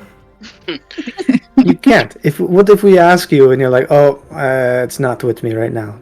Samaris, You're the coffers bullshitting. is over there. Nah, Samara says she's got sticky fingers for everybody else. She's okay with her friends. I mean, Thank you. Yeah, they can vouch think. for me. I don't take things from them Not that- usually, unless what I it's can- for a bit. what I can remember. You didn't take anything from me, right? Not that you've noticed. Fair enough. All right. So Down what to exactly is the plan, boys and girls? Going to this mean- water deep, meeting the open lady. Yeah. Head Let's honcho, yeah. tomorrow morning perhaps we can land in the courtyard of my estate, and I can set some things in order. We can go to this meeting. Anyone can on the way. If apparently Warden needs to do something with the belt and get a haircut. And we Not can go see really. the open lady in the afternoon and take off after that. It's like going to get the haircut with a receding hairline. I think it needs to grow first. They've got magic for that, right? Maybe. Some hair potion? Can we homebrew a hair growth potion? I could probably make it. can we Hey, maybe I actually- can make that with the crafting system. Archie I'll wants make a hair full growth beard. ointment.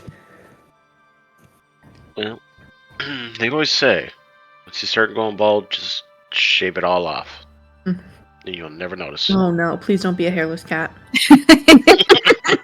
See the wrinkles in his face. I will say, so the flesh that's exposed isn't like skin. It's kind of scary looking at the moment because it's kind of like really, really dark.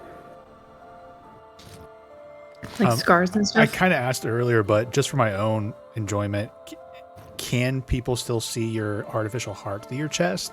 I don't think it's visible, but I think there's like it's probably glowing and you can see it like you had a flashlight under your skin. Ah, I love it. Cool.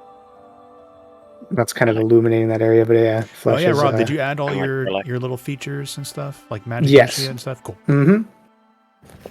I took guidance, guys. We have guidance. It's great. Ooh. Well, speaking of your heart, do you want that fixed? So the problem is that I kind of have Fazul in this thing right now, or what is left of him, and I don't think I'm gonna let him go yet. Okay. So we'll hold off on that. Is it a we destroyed his reliquary or Well, I reliquary? I can never say. I stole his soul, and then destroyed what was left of the phylactery. Yeah. Phylactery, that's right. So is that heart serving as another phylactery? Phylactery. No, I think it's different. He doesn't have control.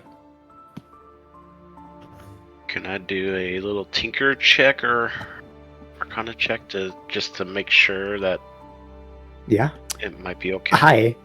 So Warden, you're okay with him Yeah. touching your body? I will even and I will looking at even it? assist with Wait. my +9 arcana. Caleb, say phylactery one more time. No. Phylactery? Okay, roll an arcana check. And yeah, I'll give you assistant. I guess I could just guide. I think guidance would be well. You can do both, Guidance here, so I technically. guidanced everything when I was a druid. I think advantage is better than. Yeah, I'll do advantage, not guidance. I don't think I can do both. Says guidance? Yeah, no, you can do both. Guidance. I can. I thought because it would be two like active actions to do. Okay. Yeah, I'll do both. Okay. Arcana or tinker? It doesn't matter. Casting spells is weird. Oh, I'm rolling high. 24 plus. No, Was it no, D4? The DC was 30. Oh. Yeah, go to Plus you D4. have- yeah. Actually, that's kind of important. This is Good. very interesting magic. Oh. 8. Ooh, 28. So, looking over it, it's impressive. This, and it's as a piece of science, it's literally an artificial heart, right? So this is literally keeping Warden alive on a biological level, just being reinforced with magic and the script and the runes on it. It's up to you if you're impressed that as Calum, but it is a beautiful work of art. And you see how this was. You see the necrotic inscriptions about how this, or you see the result of it being a siphon, how souls usually pass through that. And you see where the part where it would go beyond to another destination is no longer active. So, sorry, I just want to do this. I'm not going to say this happened in character. And as you're like getting closer, you hear inside of your I'm just kidding. You hear Fazul's tiny little voice trapped inside of it. But you do get the sense like that Fazul's soul's in there. And with a 28, and connecting that with the phylactery knowledge that you have collectively, once his soul is out of the phylactery, it will go to wherever it's supposed to go. Yeah. What does that mean?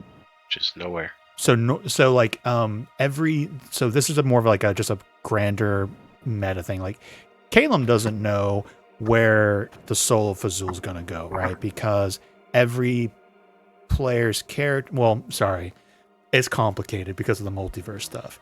Where Caleb's from, he knows, and all the Misfits know, that when their soul passes, all souls go to a place called Requiem, and from there the souls are like go to where they're supposed to go, which gods have claim, are you going to the hells, etc., etc. I don't think Caleb knows exactly how the god or the soul process works in this world, but maybe with that assist from Warden, essentially Fazul's soul is going to go to that step in the Forgotten Realms. Nate doesn't know exactly if that is. I think Kelemvor is the name of the god that oversees like the process of death.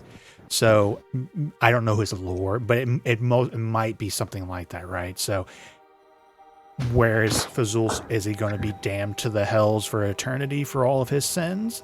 Did he make a deal with a god to become a lich?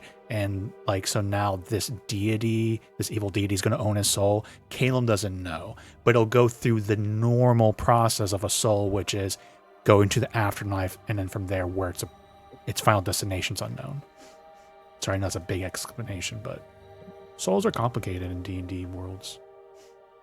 When you have gods and hells and purgatories and deals with souls. That's kind of it. It's complicated, right? But it's not like there's no fear of him turning back into a lich. It's more his soul's destination is going wherever it's determined to be going based off of Fazul's life and choices he made. Straight into the butthole of hell. Mm-hmm. I don't know where he's going to go, but right now he's serving me. Oh.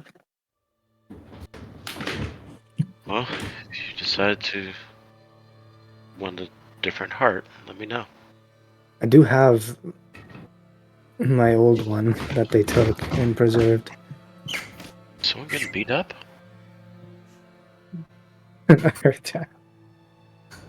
I think Lindsay's probably like moving some stuff around, but yeah, just squeak. I'm so sorry. I thought I muted myself. It's okay. Sounds like John Wick's in your house. Yeah, that sounds kicking ass. Yeah. He's just like just putting people to sleep in there. Do you know those like parody, like the people will take a music video like Thriller and like take all the music out and just do like what it sounds like in the room? That's all I can hear is like squeak, squeak, squeak, squeak,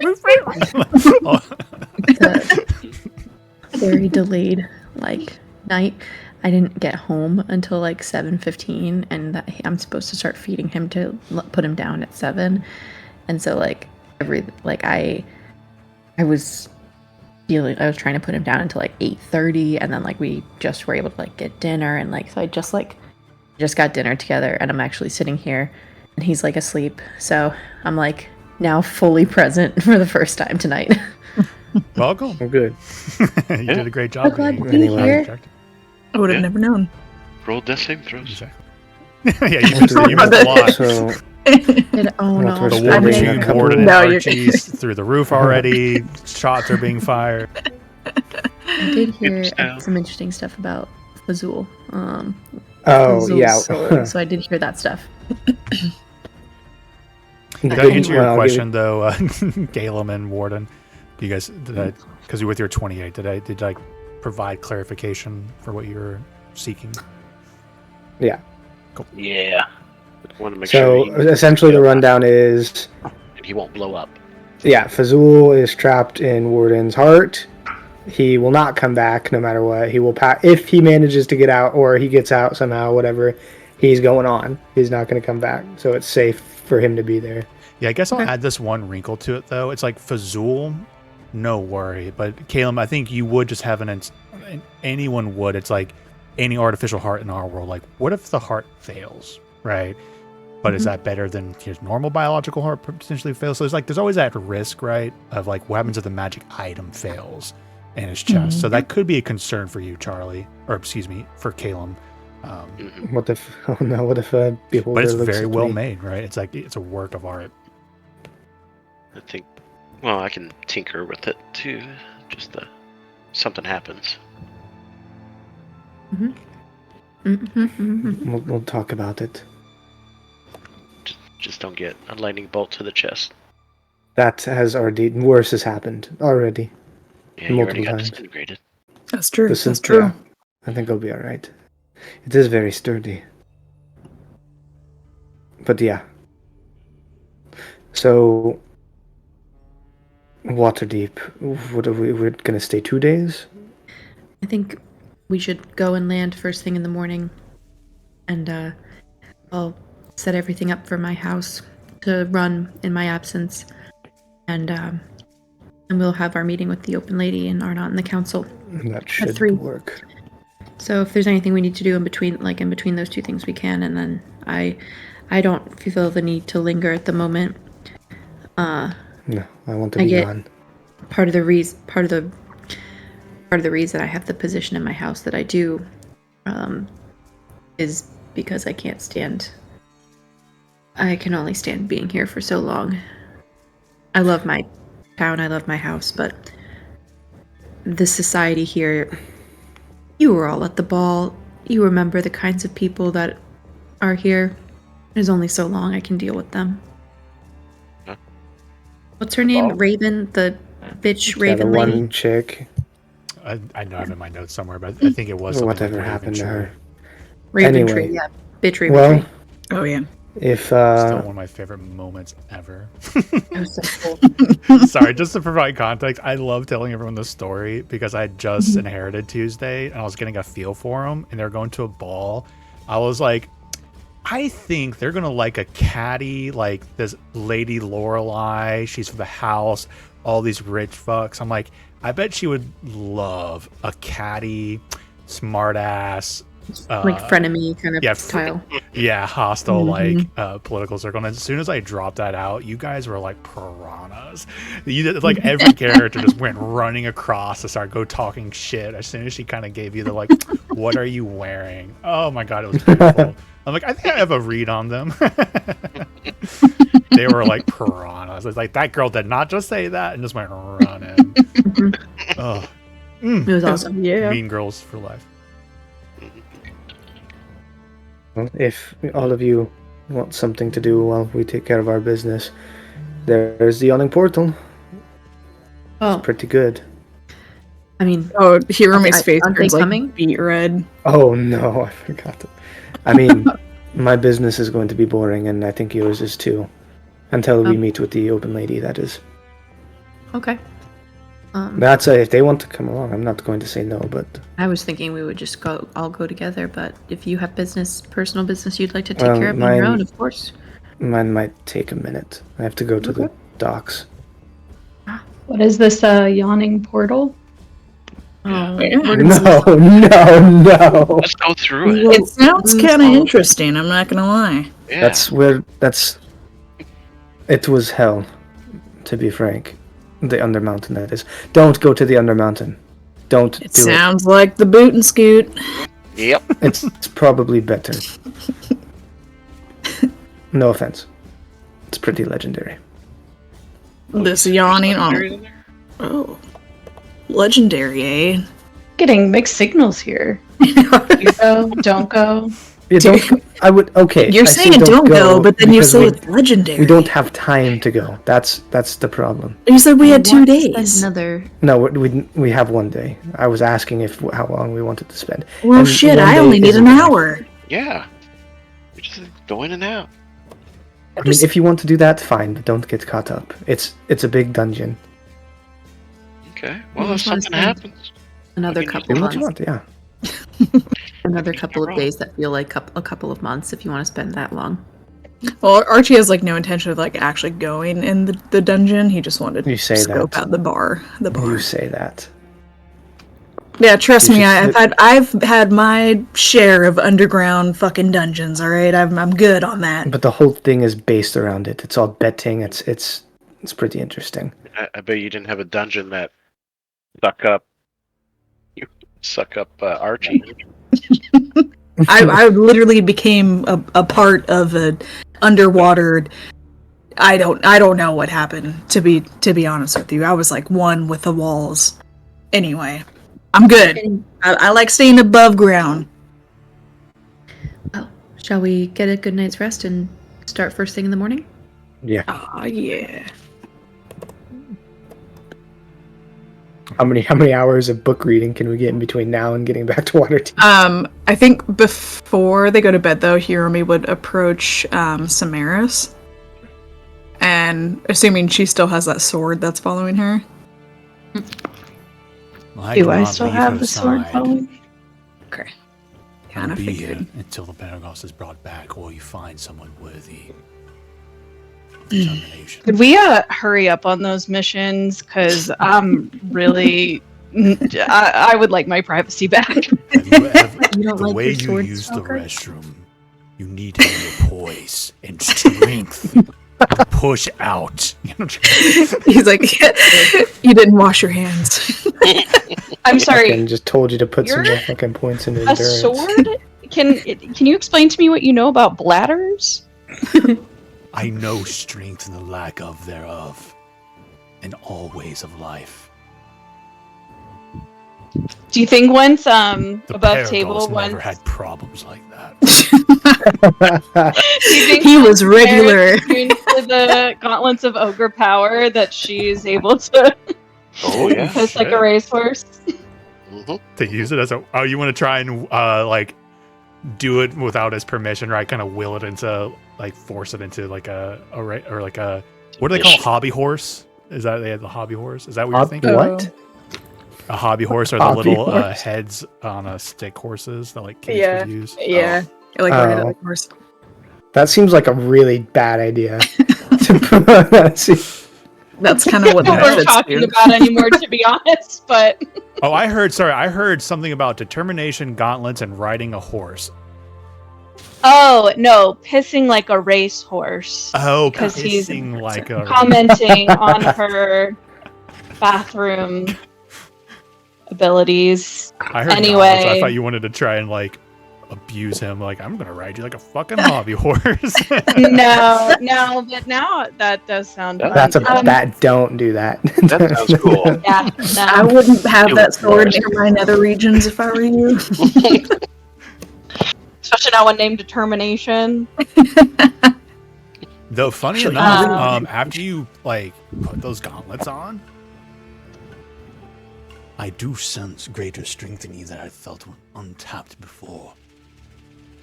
Will you be wielding me? I thought you didn't want me to. That's because you were weak. But now he I looks sense your restrained. strength. And I saw you put She, some like- fiber in your breakfast this morning, so I have better hope for you. I'm sorry. Oh yeah, because she also has been reading her whatever Constitution book. I love that you do that on the toilet. Sorry. I love that. Wait, It's what? a constitution. Sorry, I'm going all over the place. I'm imagining like you're reading your tome on the toilet as like that's your reading time, your casual Yeah. bathroom reading, and it's also a constitution book. I don't know. I'm sorry that I'm making this a thing. No, just Anyways, I'm All going to try to started reel from- my silliness back in. No, I do sense your strength. like I said, I'm more of a dagger girl. But Then we must find someone who has the will and the power. It's not you, it's me. I can try. I just I'm I've no pretty good with try. long used a swords. longsword before. Are you even proficient in a longsword? I actually am. I think. Let me check. I think you are. If I am, you are. True. I am. Know that. I mean, compare me to your puny daggers. See my black blade. Ew. The power. Okay. Said in a certain tone of voice that made it seem like you weren't talking about swords. No, he is talking about swords, actually. A different kind of sword. A big black sword. I knew what happened when I said it. Okay, serious roleplay. Sometimes in serious conversations, people will say the silliest things. Well, but look what I can do with the daggers. And she takes out Dinya's dagger and like throws it as far as she can, and then it and goes back into her hand. So Can you do that? What I like to imagine to kind of tie this together, was it Hiromi that was looking for Samaris? Mm-hmm. So like you walk by, you see Samaris, like the sword's floating there, watching Samaris. It doesn't have a face, right? But it's like it seems to be paying attention to her. Samaris throws the dagger and comes by, like, see, look what can you do that? And funny enough, I think he's the one that can. I think he does actually do that. Oh, Actually, I added him into D&D Beyond, so let's see if I can just do. I think he's. I guess he did fly on his own. Mm-hmm. It's not going to do it because it's the homebrew, but I think he has the ability to do that. Funny enough. Let me pull up my homebrew. Well, I didn't homebrew it, but I put it in as homebrew. This is straight from that supplement. Determination.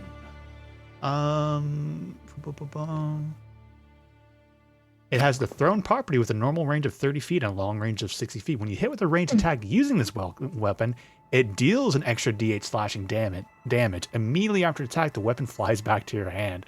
So you do that, and then the sword just flies out. And he's like, yes, I can do that. I mean, then we could make something work. Hiromi? What Oh, she was just standing there, and the sword can be heard from everybody, right? When to be fair, in the description it says it's like between the person, but I have an RP that if it chooses to, it can do multiple people. That's so totally fine. Yeah, if you show up, I feel like you would hear it talking. I kind of like the idea you guys can just hear this sword rambling. Sorry to intervene. No, please intervene. Would you mind if I had a moment with the sword? No, please be my guest. And Samaris looks at the sword. Am I allowed to step away? Can I go? You are no longer my focus. You may leave. He's solid dick. Damn. She gives him a little sarcastic salute and walks out the door. I chose her for the darkness I feel inside. Your darkness is different. Are you strong enough for my attention? Human kind of just like cocks her head a little bit. Would you like to see for yourself? Yes, I would. And like the sword kind of like presents like it's about to fight or something. Oh, she's ready. Either roll like a strength athletics or like an attack roll, your choice. Ooh, strength, athletics, or an attack roll.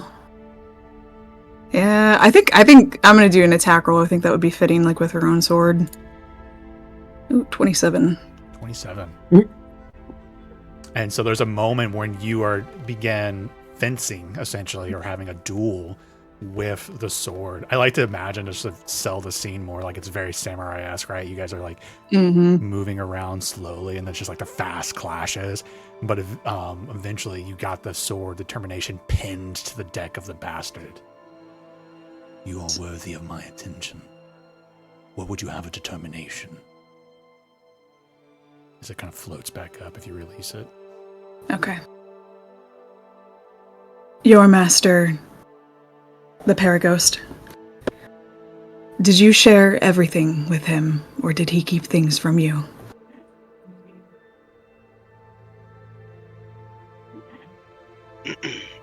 We would discourse the best course of action.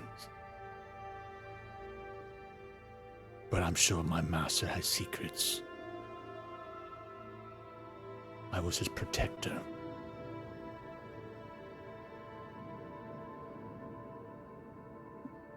Did you share his knowledge? I do not have the mind of my master, no.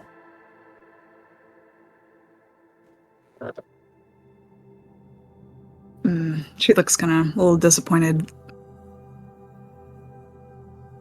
I've seen what he's seen if I've been with him, which I always was, till the very end. When your friends took me from him and betrayal was close. Was there anything that you saw or witnessed involving a land called Kozakura?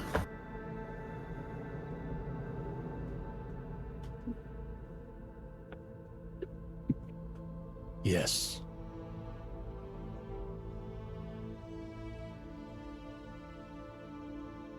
Would you be willing to share that with me? What is there to know? We did battle there. We were victorious. You did battle there? Yes. When? Time means nothing to me. It was one of many victories that the Paraghost, till the very end, was victorious many times, again and again. Who were you fighting in Kozakura?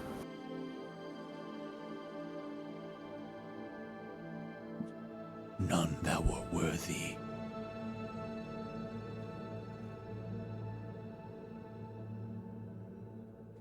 She is like a very, she looks angry. The people that you killed, were they warriors like you and the Paraghost and me, or were they people? If you mean they carried weapons of war and claimed to be warriors, yes. But were they weak? Not worthy of the title? No. Only the strongest may bear that title, and there are few.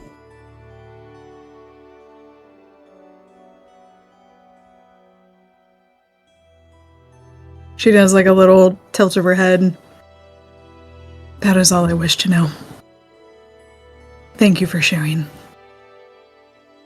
There are few who are worthy of my strength, but I sense that strength within you.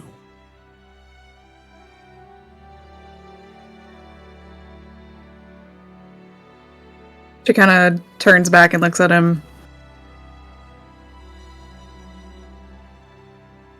I don't need another sword. I'm strong enough as it is.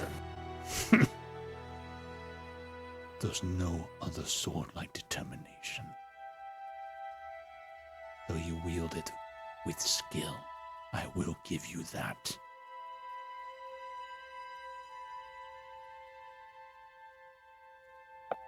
You have skill yourself.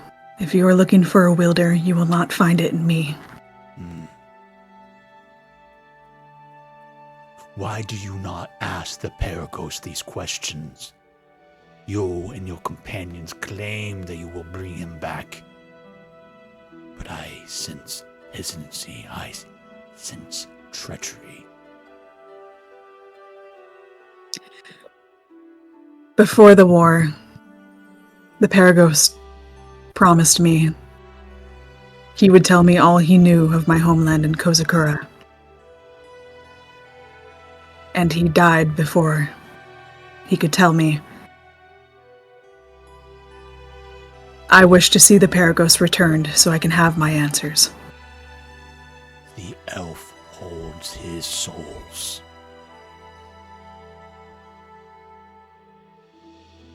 I am aware. My master. Soon.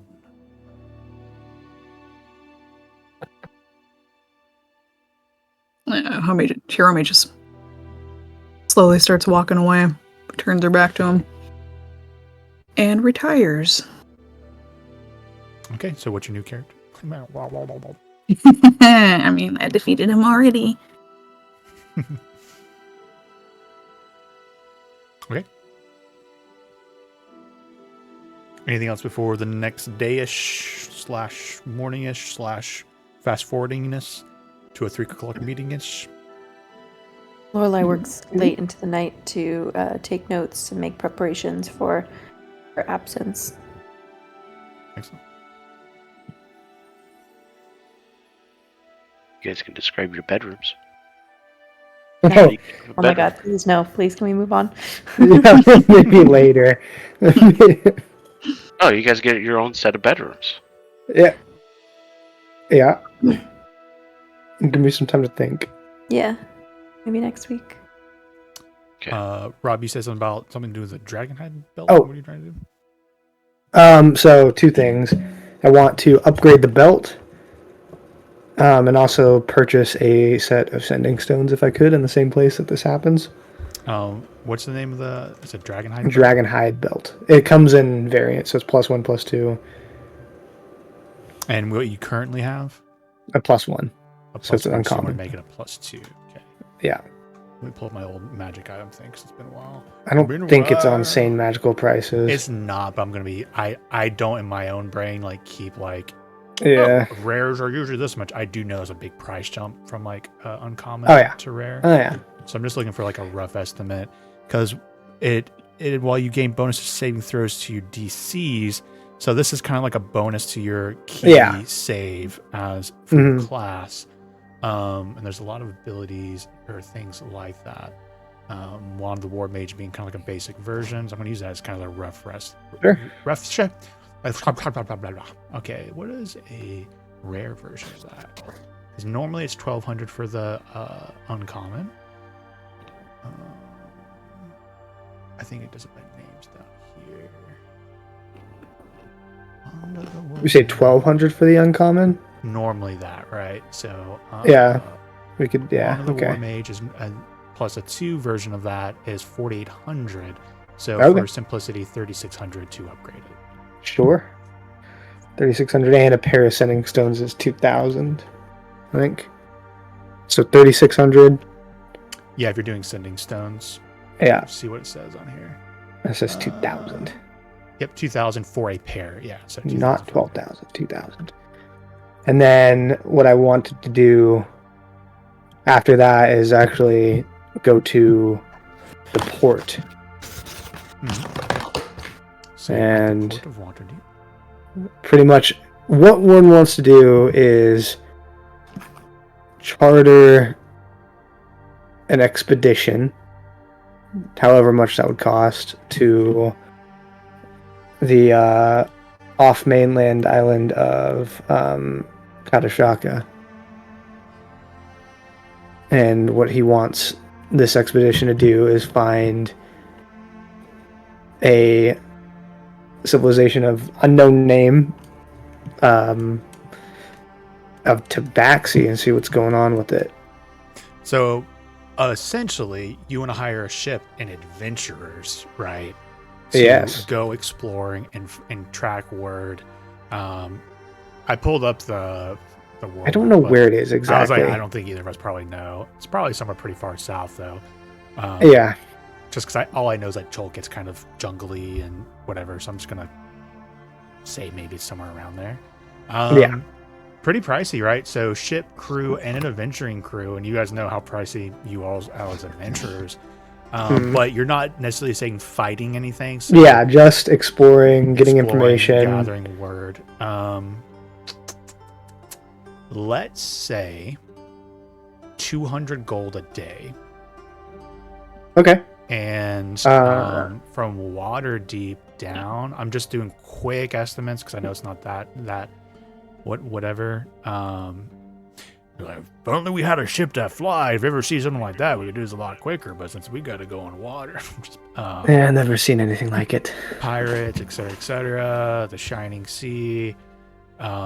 They say like, and like I'm thinking like a naval terms of somebody going from Europe to America. It's like we need at least a month, right? If not 2 months, because also exploring. So let's say they ask for a month's deposit. So that's 6,000 gold. 200 times 30. Okay. Easy. Excellent. So 6,000. You pay an adventuring crew to go to what we all would know above table to be the former home of Warden before he was captured. I'll give him a rundown. Probably destroyed. Might still exist. Ooh. Sorry, I have an idea. What if Storm on the Horizon goes too? Yeah. That could be a good little NPC Cool idea. segue for him. If you like, I feel like this would be a good scene because we haven't really had a chance to unpack all that for you because the dungeon was just such wham, bam, bam. Yeah. So maybe you guys are standing on the port, having hired this crew, and he's looking better, but he still has a lot of injuries to his own body. And it's like parts of his body is still like artifice, right? Like mechanical. Big mental thing too, I reckon. Mm-hmm.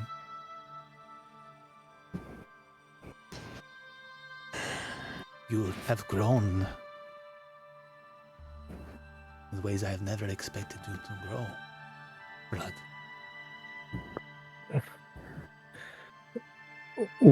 We'll see if that's a good thing or not. From whatever I've ever seen of you, there's no good or bad. There's you. And you will use it to keep your friends safe.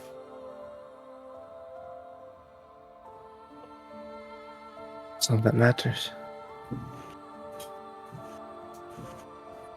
But so does this. I hope there's something left back there. But I don't have high hopes. Our peoples were fighters, or else they would not come for us as they do, or did. I believe and trust that they will still be there. What was your mother's name?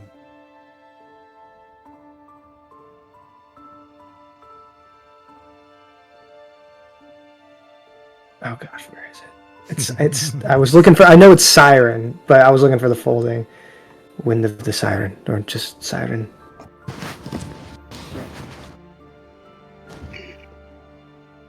Blood of the Warden. I vow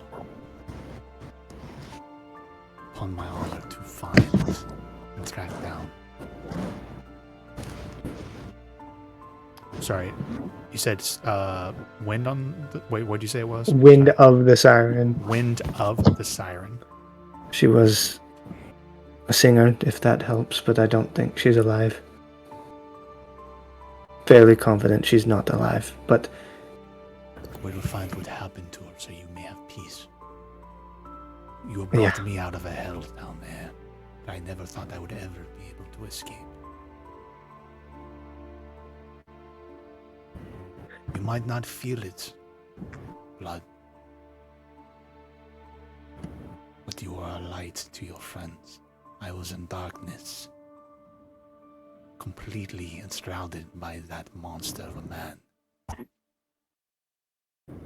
And then you appeared like a light in that darkness.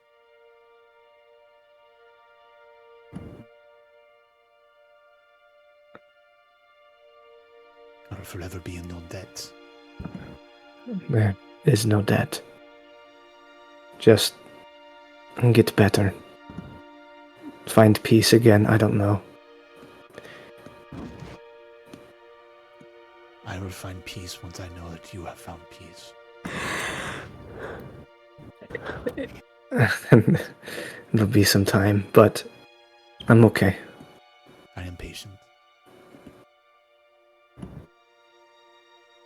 How would you like me to contact you back with our findings? I will give him the other ascending stone. I don't know if we're even going to be on this plane, and I think these have a chance to fail in between them, so if you have something to communicate, try more than 1 day in a row. I don't think it's a good chance, but I think it is a chance. At least we both know if I reach out and you don't respond, it's not because you're dead. I've seen how hard Yes. it is for the evil to kill you. The key has made you strong. This I am proud of.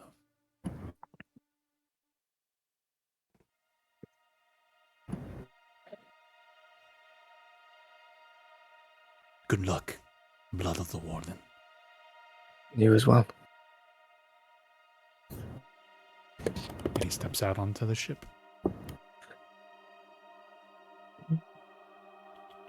I will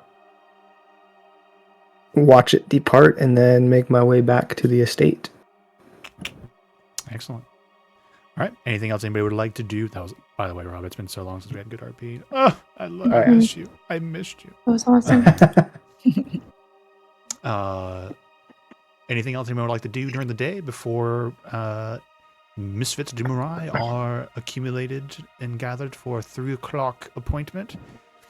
If just we don't have to make a big RP thing of it, but I do love the idea of the Misfits exploring the yawning portal and just seeing it, because it is a madhouse and it's one of my favorite spots in all of D&D. RP, but for Thursday, I don't think you guys have really dipped your toes too much into this kind of content, I don't think. But underneath the yawning portal, underneath the city of Waterdeep, is a mega dungeon, and famously there's a campaign now in 5e called, and it's been around forever, but they've published it for 5e too, called Dungeon of the Mad Mage. It's literally like 20 levels of a mega dungeon, and there's a whole campaign taking from like level 5 to 20. They did like a portion of it for funsies between some of their stuff to connect some of their story beats. So it's a really cool place filled with all sorts of characters. It's the kind of place that in the Forgotten Realms where you would see like very exotic races of people from like other planes, other like inventors of all ilk and whatnot. So if you guys got it, if like Archie wants to roll a mischiefs check, that's the kind of place you probably would be doing it, kind of thing. But if you wanted to, that's what you would have experienced. Anything anybody else would like to do? It's just a cool thought to picture again, like this, giant flying ship coming into the middle of Waterdeep and like just slowly descending like into the middle of the Manthar estate, in the giant open courtyard. You did, just as it's been so long, but No, is it still destroyed or something?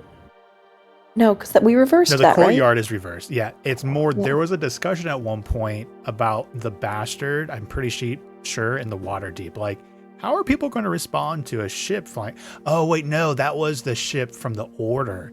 So, but either way, there is some established lore that, like, the open... I'm not punishing you, right? But it's a reminder. Oh, right. Open Leader was like, oh, yeah, don't... Yeah, try not to fly the ship around. We try to keep the nature of flying ships a little bit more in the lowdown because it's... Okay.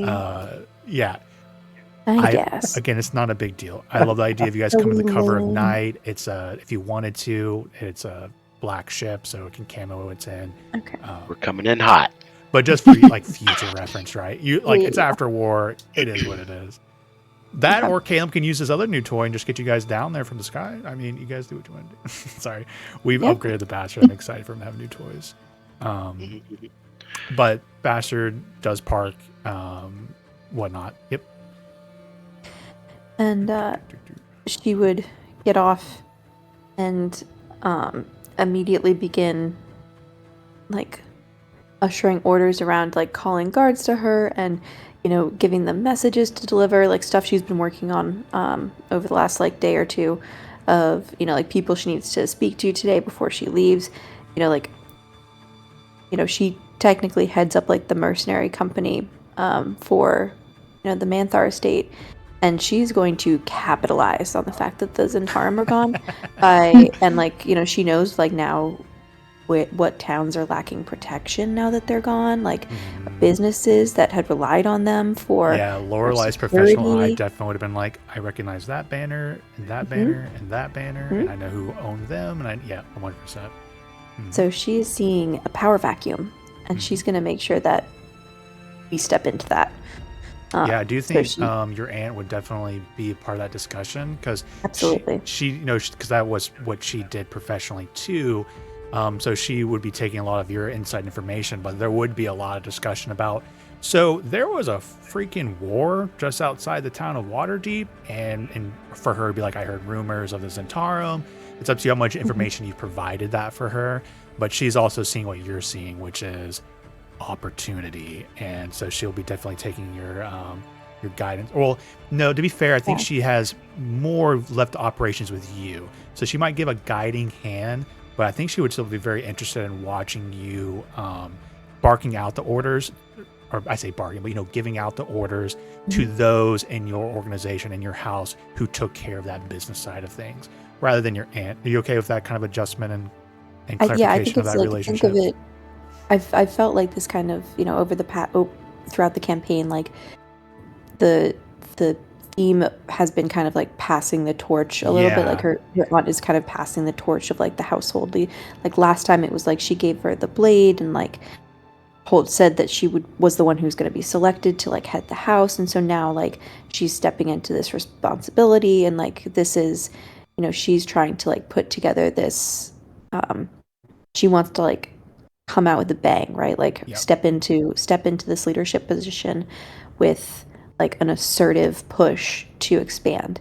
And I think she would just tell her aunt that she has an inside source into the Zentarum. She warned you about being prosecuted for insider trading, but it is what it is.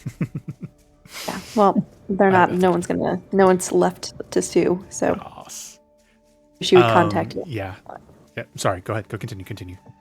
No, so she, would contact all of like the major companies, organizations that Zentarum had previously been providing security and mercenary services and like all that kind of stuff too, and offer replacement services. I heard of the horrible tragedy. Please call 1-800-MANTHAR. Like whatever it is for all your mercenary needs. Yeah, I definitely feel like that relationship. She would be like, you maybe bounce ideas off her maybe if you wanted it, but she definitely would be standing back. No, I absolutely want her involved. Very much sipping the wine, appreciating, watching you coming into your own even more. And there's been business, but this is such a fundamental shift, right, of the mercenary business with this much casualty and loss of resources. They use it to loss of human life. I feel so capitalist saying stuff like that, not even thinking of them as humans. But like she'd be very proud of watching you recognizing the opportunity and going through it. But yeah, she's letting you do all of that. And then she would the other, like, that was like the one business decision she was going to make. The second one was going to be that she was going to send, seeing that there's going to be a large opportunity for expansion very quickly, she would purchase like courier services, essentially. I don't know how, I'm sure that there's a standard price for that, but she would purchase, probably dozens of couriers to go to like all of the like towns, like go to Golden Fields and like all of like the towns along the Sword Coast, and post. So do you want to make a gold investment? And then like you can take some of your golds and make an investment as a resource, and then over time we can see if you got a return on it, right? Does that make sense? Yeah. So like her idea was like to send these couriers to all of these towns and advertise essentially for like, young, ambitious people who would like to join a, she's doing like job advertisements, right? Like, she needs an influx of new employees to like, accommodate this swelling business. And so she wants to send out feelers to like all of these places and say like transportation back to Waterdeep for training will be provided, like, so she'll send out like a cart and a courier to like all these towns with, the ability to like take back any, young strapping young mercenaries. Like just mechanically though, just so you know, if you wanted to, you could turn it into a mechanic where you can put an X amount of your gold in, whether it's very minute or whatever, and then see if you get a return on investment over time. I would love to do that. It's not gonna be super cool. cool. I'm not even a good. It doesn't have to be like fancy. Yeah, but like yeah. And the bigger like the pot, the bigger. She would be spending a lot of money. Yeah, like a lot of money to do this expansion, right? To like get like attract and train all of these new mercenaries on all of these new employees with an eye of expanding this business very, very quickly over the next couple of months. Yeah, transportation and move your current mercenary groups into like spots when things are coming. Yeah. Mm-hmm. Yeah. Exactly. Yeah, into the places that are left and bringing in new people and training them and housing them, nearby. Do you want to drop some money down? Yeah, let's see what I got. I'm gonna get. I have no idea how much this kind of thing would cost. Like, so in my opinion, like, you have a pretty expansive business and you're thinking long term, but like hitting now, right? But you also know the more you put in, like, this is a chance to really hit a huge profit, right? So I'm thinking thousands, if not thousands of gold personally. Oh yeah, no, I mean, she was definitely thinking thousands. She was thinking in the tens of thousands, actually. Yeah, because it's less about like operating costs, right? This is more about like taking advantage. Buy. A push for expansion. Yeah.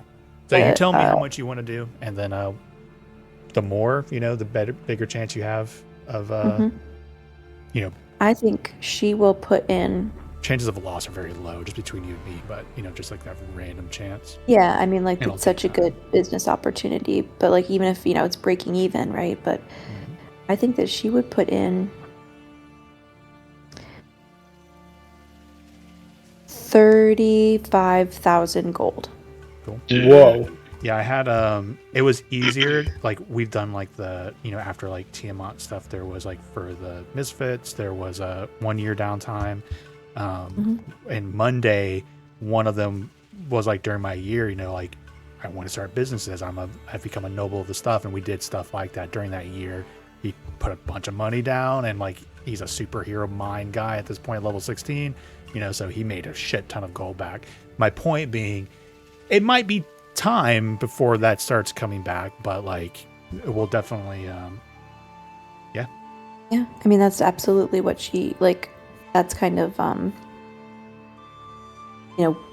she's thinking like she's gonna need to like build new barracks for like and hire like trainers and things like that, and there's going to be a need to increase like their fleet of carriages and horses and like all of that kind of stuff. Weapons, obviously, she's going to need to purchase. So this is an investment. This is my a idea. big Sorry, investment of capital. I'm workshopping this in my mind because this is the first time I've done anything like this for an active campaign. Obviously, this will be rough, and it'll be on us to remember that time is passing. But I'm thinking every month you can roll like a D100 percentile die, and you'll get that percentage of that 35,000 every month. Does that sound like a fun thing to do, or make sense? Just like a simple way to do like a quick return on that, like every month? Yeah. Okay, so every month do a D100 and it'll be that return. Percentage of the 35,000. Okay, yeah. So sometimes it might be a 1, right? And it's not a lot, but maybe one day you rolled 90% and you just made over 20K. It's like, it could be good or bad, and that could be just a fun way to kind of just bounce money around. I think a goal is for us to remember, right? So feel free to remind me, and we'll be loosey-goosey if it's close to like, we've been sailing for 3 weeks of traveling. The campaign could end within a month of your guys' time in game, right? Who knows? Yeah. Obviously, so she'd be investing 35K into the Manthar Mercenary Company. And every month, check for investment. How much typing? Okay. Some rapid typing. Yeah, I know. And maybe we'll do like sorry, I'm thinking so much about this. There could be a roll, like an intelligence check, to see if we can get advantage on that D100 or something. I don't know, we'll see. We'll play with it though, we'll let that simmer, but we'll definitely come back to it. Sweet. Yeah, I thought that sounds super cool because so that's definitely like during this next arc of the campaign while they're gone before she can check in next. She wants to make sure that things are moving. She would also totally stealing from Rob's thing. She would like to purchase 2 sets of scenting stones. Okay. Ooh. Okay. One that she is going to give to her aunt so that she can receive and communicate updates on the business and continue to make decisions and, all that kind of stuff. Communicate easier. And that's the one she's going to hand out for now. How much are those again? To 2 a pair, so 4K total. 4K. All right. Just dropping money like crazy. I'm just happy you guys have But you stuff earn to it spend for. money on. Oh yeah, I've been excited for this. Let me ask you guys a question though, since we're kind of talking about gold and what to do in the game. I've been playing around this idea. I think it would be appropriate for I have a certain idea for a campaign I might run in the future. This is probably like Dungeon of the Mad Mage, and it'll be a little more video gamey, with some like certain things. Like I have those common wheels now, right? I'm thinking of providing opportunities for people to pay for rolls on the random table. That'd be pretty fun. That sounds something you guys would be interested in, because I can put more thought into how I want to execute that. If that sounds fun to you all. That sounds Yeah. super fun. Yeah. Because like an Something to spend money uncommon on. usually is like 1,000 to 2,000 gold. It'd be like 500 to see what you get for an uncommon. I think the random thing I'd put in that though is like for like balance. You can't do 500 get an uncommon, go sell it for 1,500, right? It'd be very video gamey in that sense. But I feel like it could be fun excuse for you guys to get a little dopamine rush of a loot box maybe. Which is essentially what You done fucking monetized your D&D game. Yeah. That'd be super cool. Put that in-game credits to something, right? Okay. Yeah. It sounds like you guys sound like that'd be kind of a fun idea, so I'll put more thought into it and see what I come up with in the future. All right. Sending stones. Yep. Anything else? And then just a nice, as emotional as she and her aunt get, they'd have a goodbye and make, she would send off, essentially, send off from Waterdeep for the time being. And I'd like to just she's gonna purchase a couple things. I can send you. It's she's gonna get a couple potions, as many potions of healing as she can find. Yeah, on the way. this will be the moment and the flow right now where, let's say like in 2 sessions from now, one of you guys can go like, hey Nate, when we were in Waterdeep, could I have bought blah blah blah blah blah, as ideas come to you. So don't feel pressure for everyone else to go like, oh yeah, I could be buying stuff, but I've been looking at magic items for a week. As long as it's not game breaking in the middle, not in the middle of a combat or something, to be like, hey Nate, can I have blah blah blah blah blah blah? I'd be like, sure. Okay. Makes sense. Thank you. Yeah, because I've been trying to put a list together as we've been talking today. But yeah, she's gonna buy potions of healing, and I'll get the full list to you. Sounds great. A couple of items like that, pretty basic stuff. Oh, this is random. On those wheels that I made, I did take all potions out of that because I think it's really rare, lame to be like, ooh, I'm gonna get a rare item. It's like, and it's a potion. Or even uncommon, like, yo, great, I got a potion of healing from an uncommon.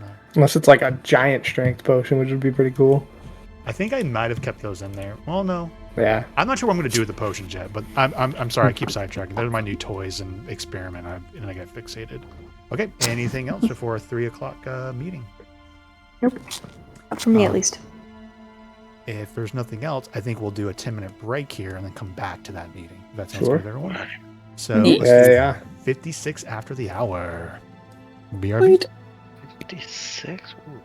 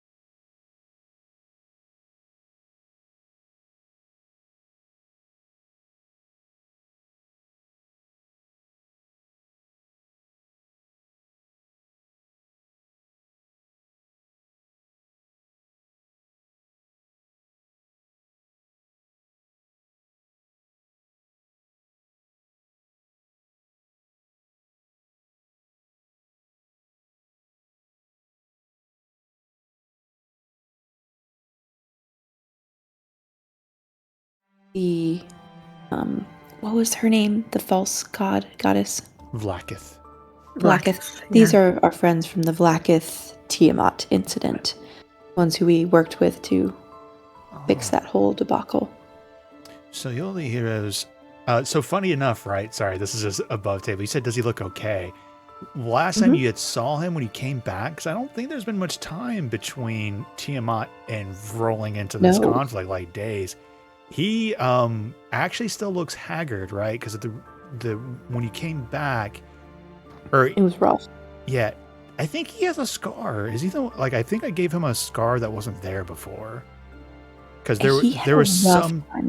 Yeah, and for everyone else, so this important NPC, they leave, and as we all remember for both campaigns, certain people kind of know like things happen. Felt more on Tuesday because so much of it was rooted in Tuesday's narratives. But then they came back. He's like, I just spent months fighting on my planet against an evil goddess, and people that I knew died. I was and he hurt. Thought we were dead. And he thought maybe you were all dead. Like, he didn't know what was going on. And then all of that month of trauma of living through like a zombie battle apocalypse just disappeared. And he returned to the moment that all of them disappeared. So he was one of the people who remembered what happened. So mentally, he's just kind of like, I don't even like to think about it because it hurts my fucking brain. But it's also, the irony here is that the Forgotten Realms has gone through so many cataclysmic events. Like, there's weird lore that there used to be 2 planets in one, and at some point they got separated. So, like, some of them, like those in the know with a lot of arcane knowledge and such, they're like, it's just another thing. Or just another craziness that we have to live in our reality. But he still looks haggard. He's still recovering from his mental shock in that way.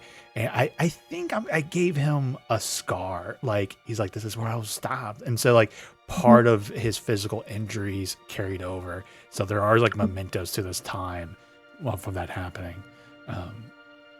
Famously, Warden talked to his Harper contact, and he was like, just so you know, we just saved the multiverse, and she didn't know. So she was like, what are you talking about? She did not believe him.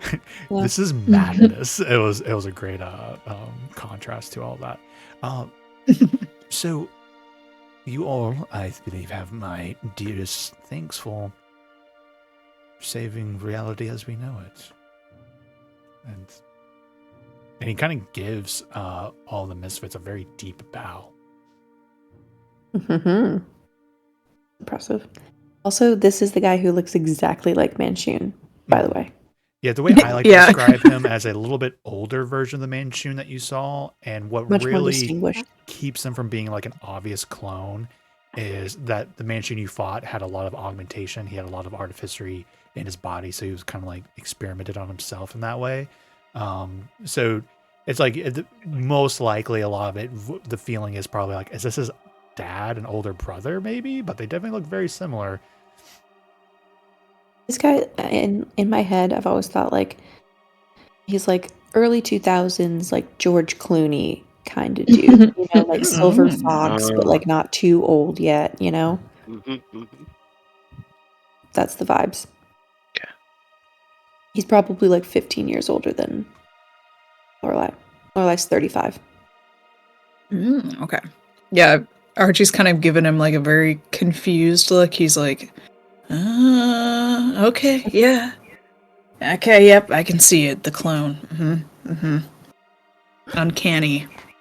Funny enough, Dude, I was zoomed in right at that spot, and all I saw was George Clooney's mouth. Oh wow! That's right on now. I can't see you say that. Yeah, if you say clone, he actually gives you all very like he keeps his composure, but there's definitely a shifting of uncomfortableness. So I taking all you meant perhaps we should speak before we go in to meet with the open lady. Yes, I don't know if I made that clear to everyone. That is not common knowledge. Keep that very much to yourselves.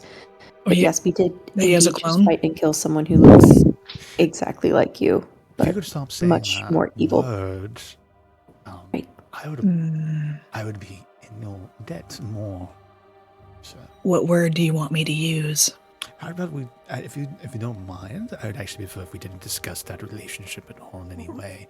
As far as I know, I only know okay. Manchun as a figure of the Zentarm, a mysterious figure. I have no Gotcha. connection to him directly. Mum's the word. Mum's the word. And Archie gives him like a big wink. Oh my god. God. Yes, you guys couldn't see me doing my physical acting there, but he definitely is just like, okay, yes, excellent. Thank you. So, do we need to go over courtesies with the open lady, or do you think they'll be okay? I think they'll be fine. I don't think it'll matter. We spoke on it earlier. It does matter, and we did speak on it. You should just let us go in.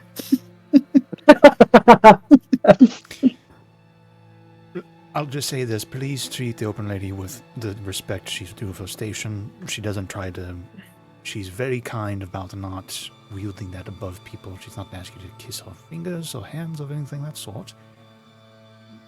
Oh, no, trust me. I will kiss her fingers. Oh, God. Lorelei actually puts her head in her hands. I'm sighing as are not, and I'm having this split personality. My brain's going. Nate's going like, oh, yes, Archie's now.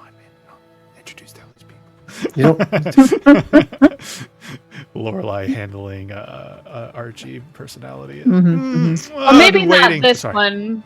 Maybe not this one over here. And she like points a thumb at Archie. But Lorelei can attest to the fact that I myself am very good at showing respect to people of higher station than I. So bullshit. but just don't talk. Maybe.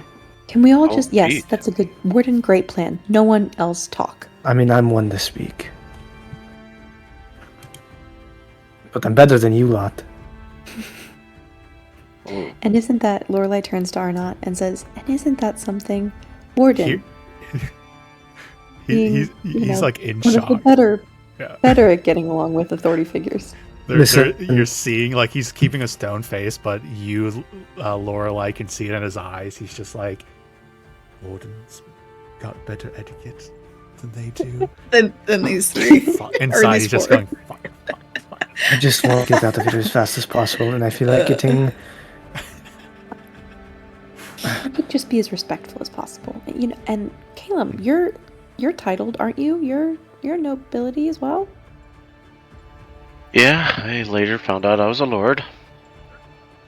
Perfect. Oh, Lord Calum. Just say, copy Calum. Yes, copy everything. Just say whatever, yeah. It'll be weird, but it'll be less weird than whatever else you're going to do. My apologies, Lord Calum. I'm Lord Arnott. It's good to make your acquaintance. It gives you a respectful, lordly bow.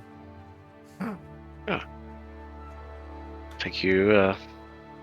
Thank you very much for allowing us an audience.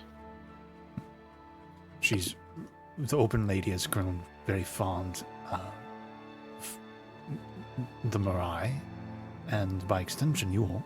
We were all very aware of everything you did with the Black Kith and the Tiamat incident. And the group has been very valuable and resourceful. So I'm sure the good graces will be extended to all of you. I don't see why not. I'm going to give you a little bit of a heads up, or a little bit of forewarning. She's definitely going to want to speak to you all about what happened with the Zentarm Civil War, and I'm curious to hear what you all have to say. But she also is going to be approaching you all about some more work. You know, things have been swept up in such dire one thing after the other, but the giant activity in the north, there's been some developments there, and she will be piquing your interest. But I wanted to give you that a little bit of a heads up on that in case it, or when she broaches you on the subject. Of course. Plot hook, plot hook, plot hook. So, I'm going to say this. I'll say this. Be yourselves. Just don't be rude to her, please. Oh. As long as she's open. Why would you even say that? You see, I'm just really confused because you're saying like that don't was talk, and then now you're saying the worst be thing you could have said. yourself. Being myself, all I do is talk. Like that's just who I am. I think you need to rest. You're talking not to like yourself. I'm fine. I slept like 15 hours. I'm good. I said, what? Why don't you take a little cat nap? We'll speak later about the fact that if Warden is the one educating you on etiquette, I'm just going to not put that pressure upon you all, and she's dealt with adventurers of all sorts of different ilk. I'm not going to say that she's one to have her feathers ruffled from cross language. I just ask that you don't be rude. I don't think anyone here will be rude. Yeah, thank you. No. Well, At least not willingly. Odd, yes. Strange, yes. But I do think that everyone here You take can my at least treat someone with respect, and she's going to eye each and every person. And you'll be going in with all of your weapons and spell items underneath the guidance of the Morai. So, you'll have. Do you need me to take off my clothes? No, I'm saying you can keep your clothes. Let's get this meeting started, shall we? We're running a little later. You can escort you there. It's going to be like the world's stickiest band-aid. Arnott's walking, going just like, I thought Walden was a lot to work with. Oh my god.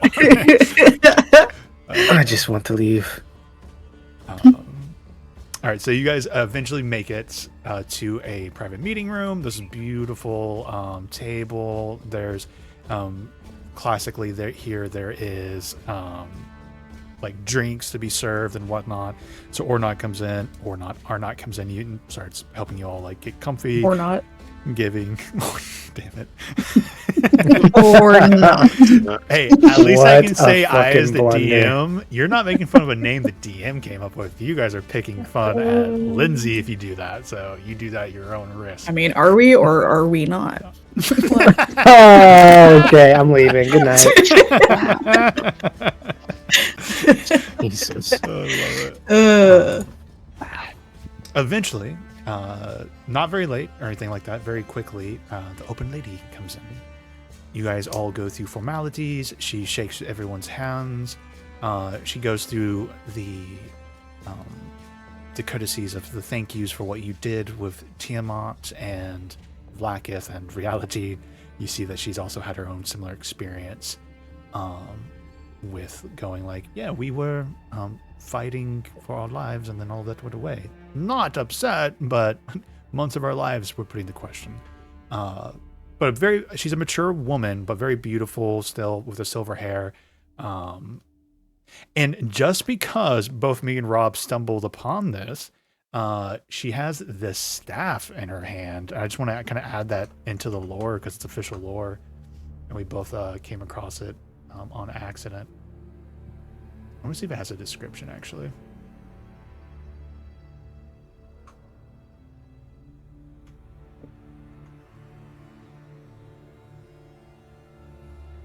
Actually, real quick, I'm also curious what that came out of. Oh, it came out of the Waterdeep Dragon Eyes. That makes sense. Rune carved staff set with silver veins. And I'm assuming it's black because it's literally called the Black Staff. So this beautiful, powerful, like for you, Calum, and all my people, and now you, Rob, Warden, you're starting to see with your like new arcane knowledge seeping in from Fazul. It's really, really powerful staff that she has on her person. But she comes in and makes all the introductions, the thank yous on that side of it. So I've received word that the Zentarum issue has been taken care of. I say has come to a resolution of some sort. It would certainly appear so. last we saw, there was I'm sure you've heard of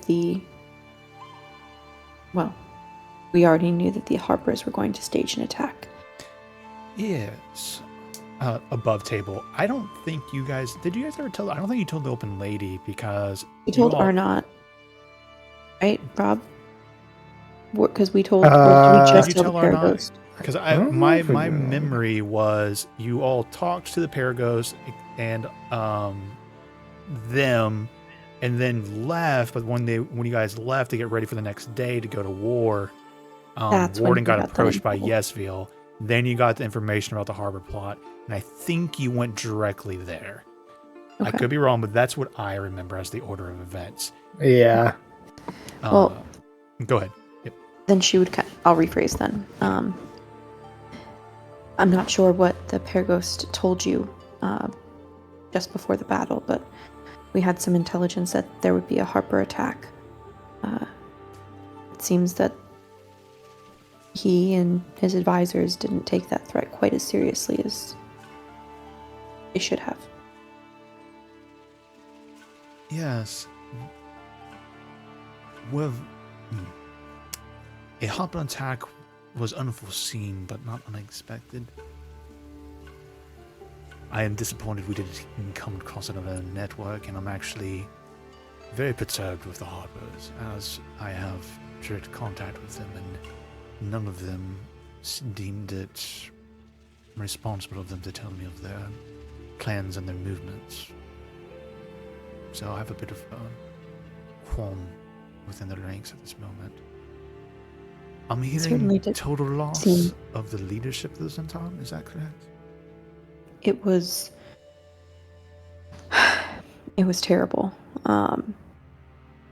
She'll kind of... Lorelei will summarize a little bit of like the final battle part where Fazul and the Paraghost came crashing in and battled and we fought Manshoon. She'll kind of like explain all of that and like the phylactery, and then she'll kind of get to Ashimi's betrayal, and is watching the open lady's face quite closely when she begins to roll an insight check. Says how. Okay. 22. One moment. I have stat blocks for her somewhere. Let's see if I can find it. She'll definitely be a little bit dramatic in how she, tells about the confrontation with Ashimai, coming back and destroying the Paraghost's body before we could revive him, and she's in shock. Mm-hmm. And she's trying to hold it well, but I rolled a nat one. So this what seems to be a very composed person.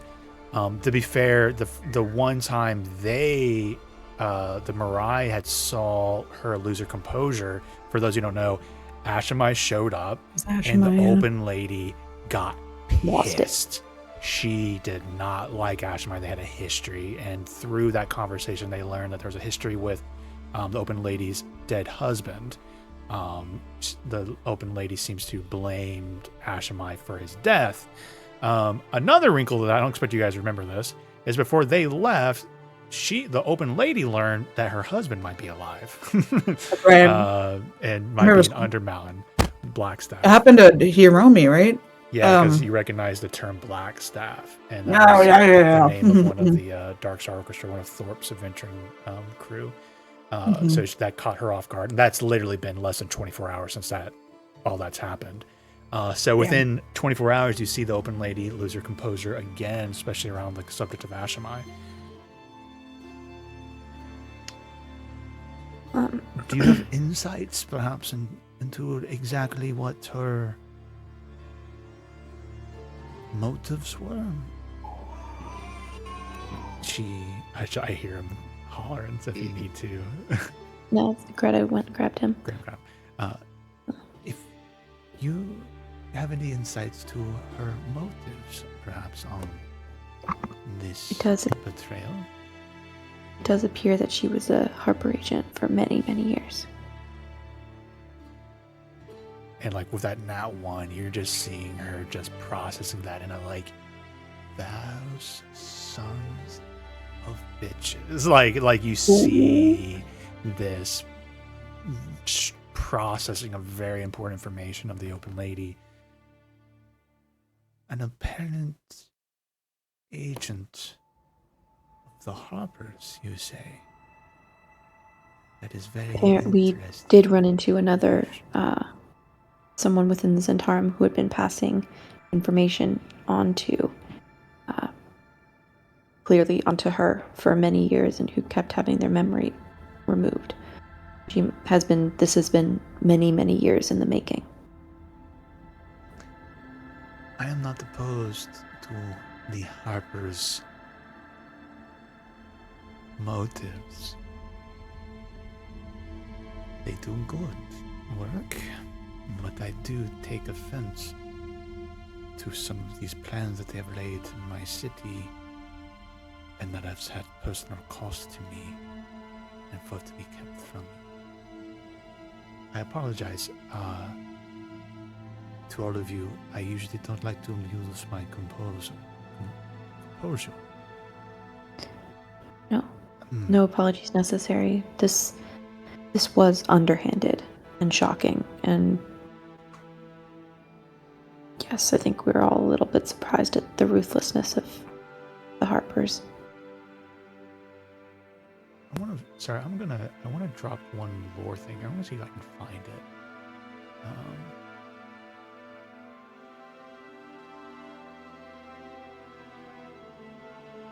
I feel like this would be an appropriate moment for her to kind of drop this little lore thing. I don't see it, and I'm not going to say here. It's not that important. It's not necessarily key to any of your narratives or anything. It's just interesting Forgotten Realm stuff, and it provides all their interconnectedness, but not that important. But I will be having conversations with him soon about... Me and the Harpers have not seen eyes to eyes in the past, but I did let them operate with a certain level of trust.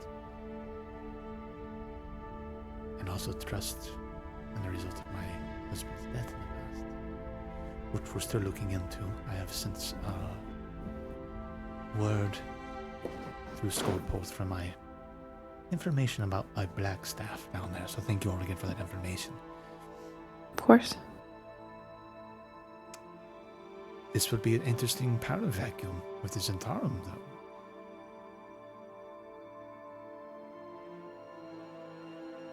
Do you have any insight to perhaps of any leaders or anyone who could take reins of the Zentarum for their services rendered?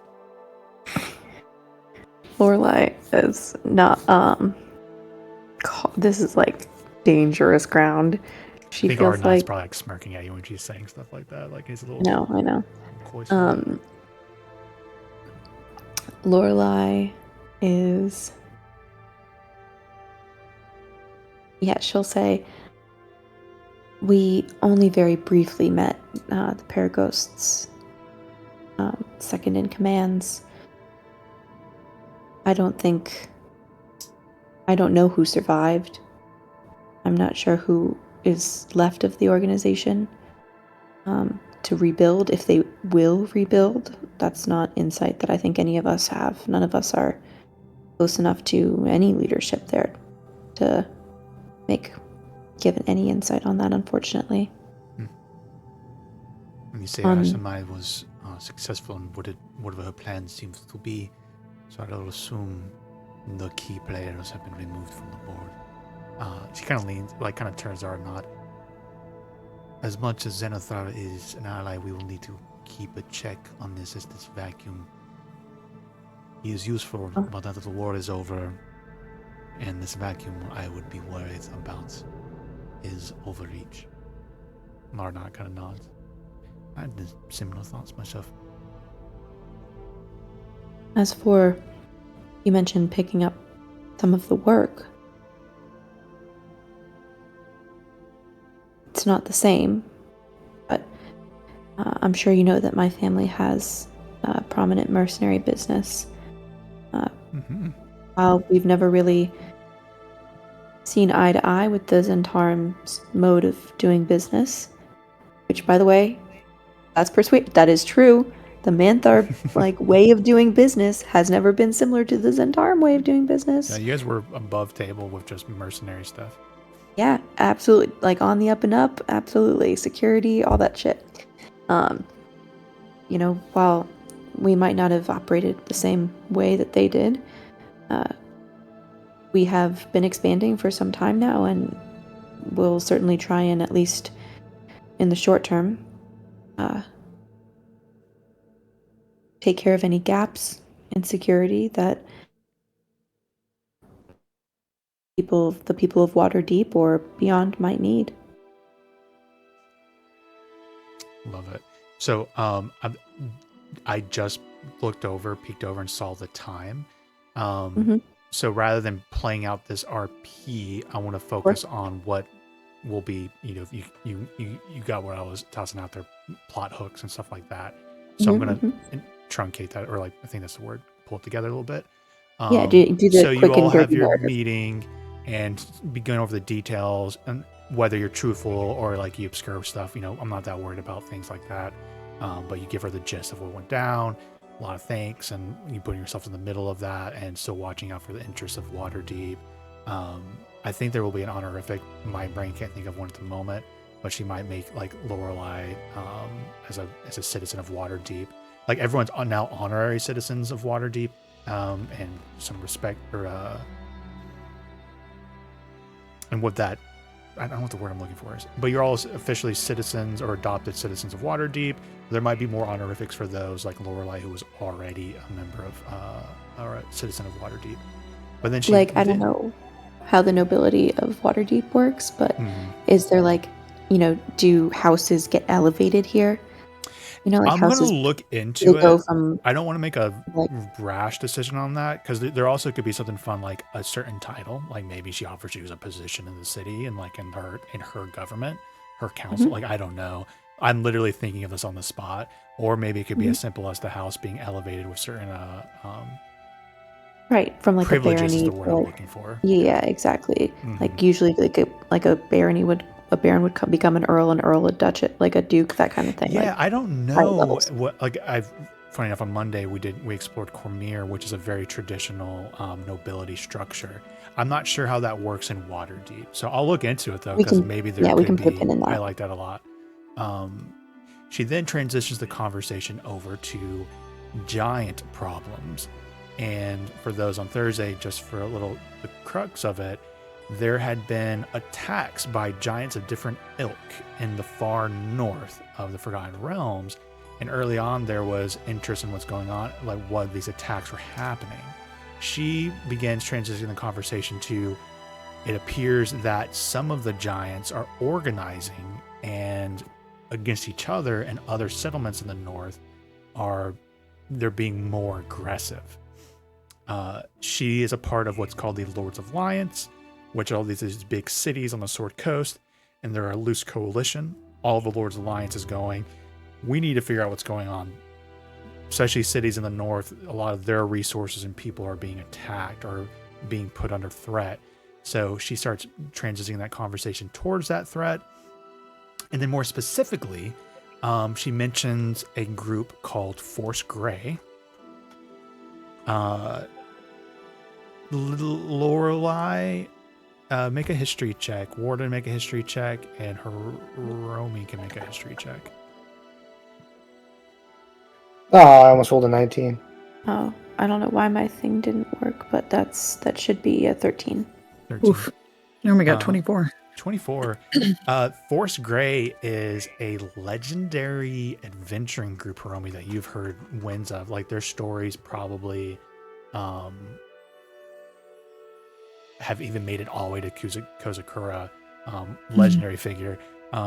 This is a part of official lore, but also, just for you guys to know, they did a live play stream for a while with Matt Mercer even stepping as the DM, called Force Grey, and I think the Force Grey has, through editions, has come in as different iterations and stuff, but she mentions them, and a specific member of them, his name is Harshnag.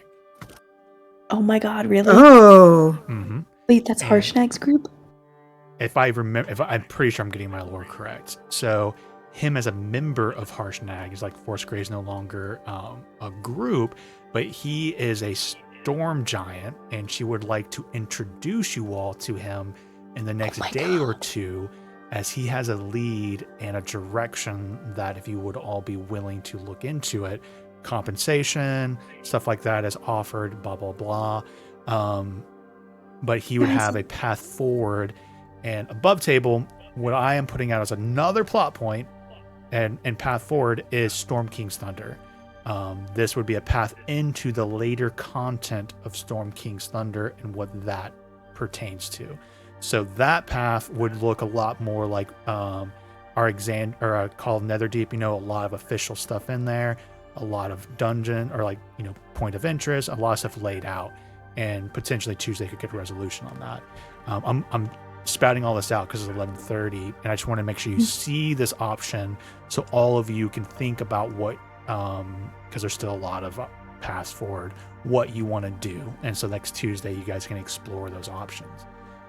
But a meeting with Harshnag and a potential to dive into the Storm King's Thunder.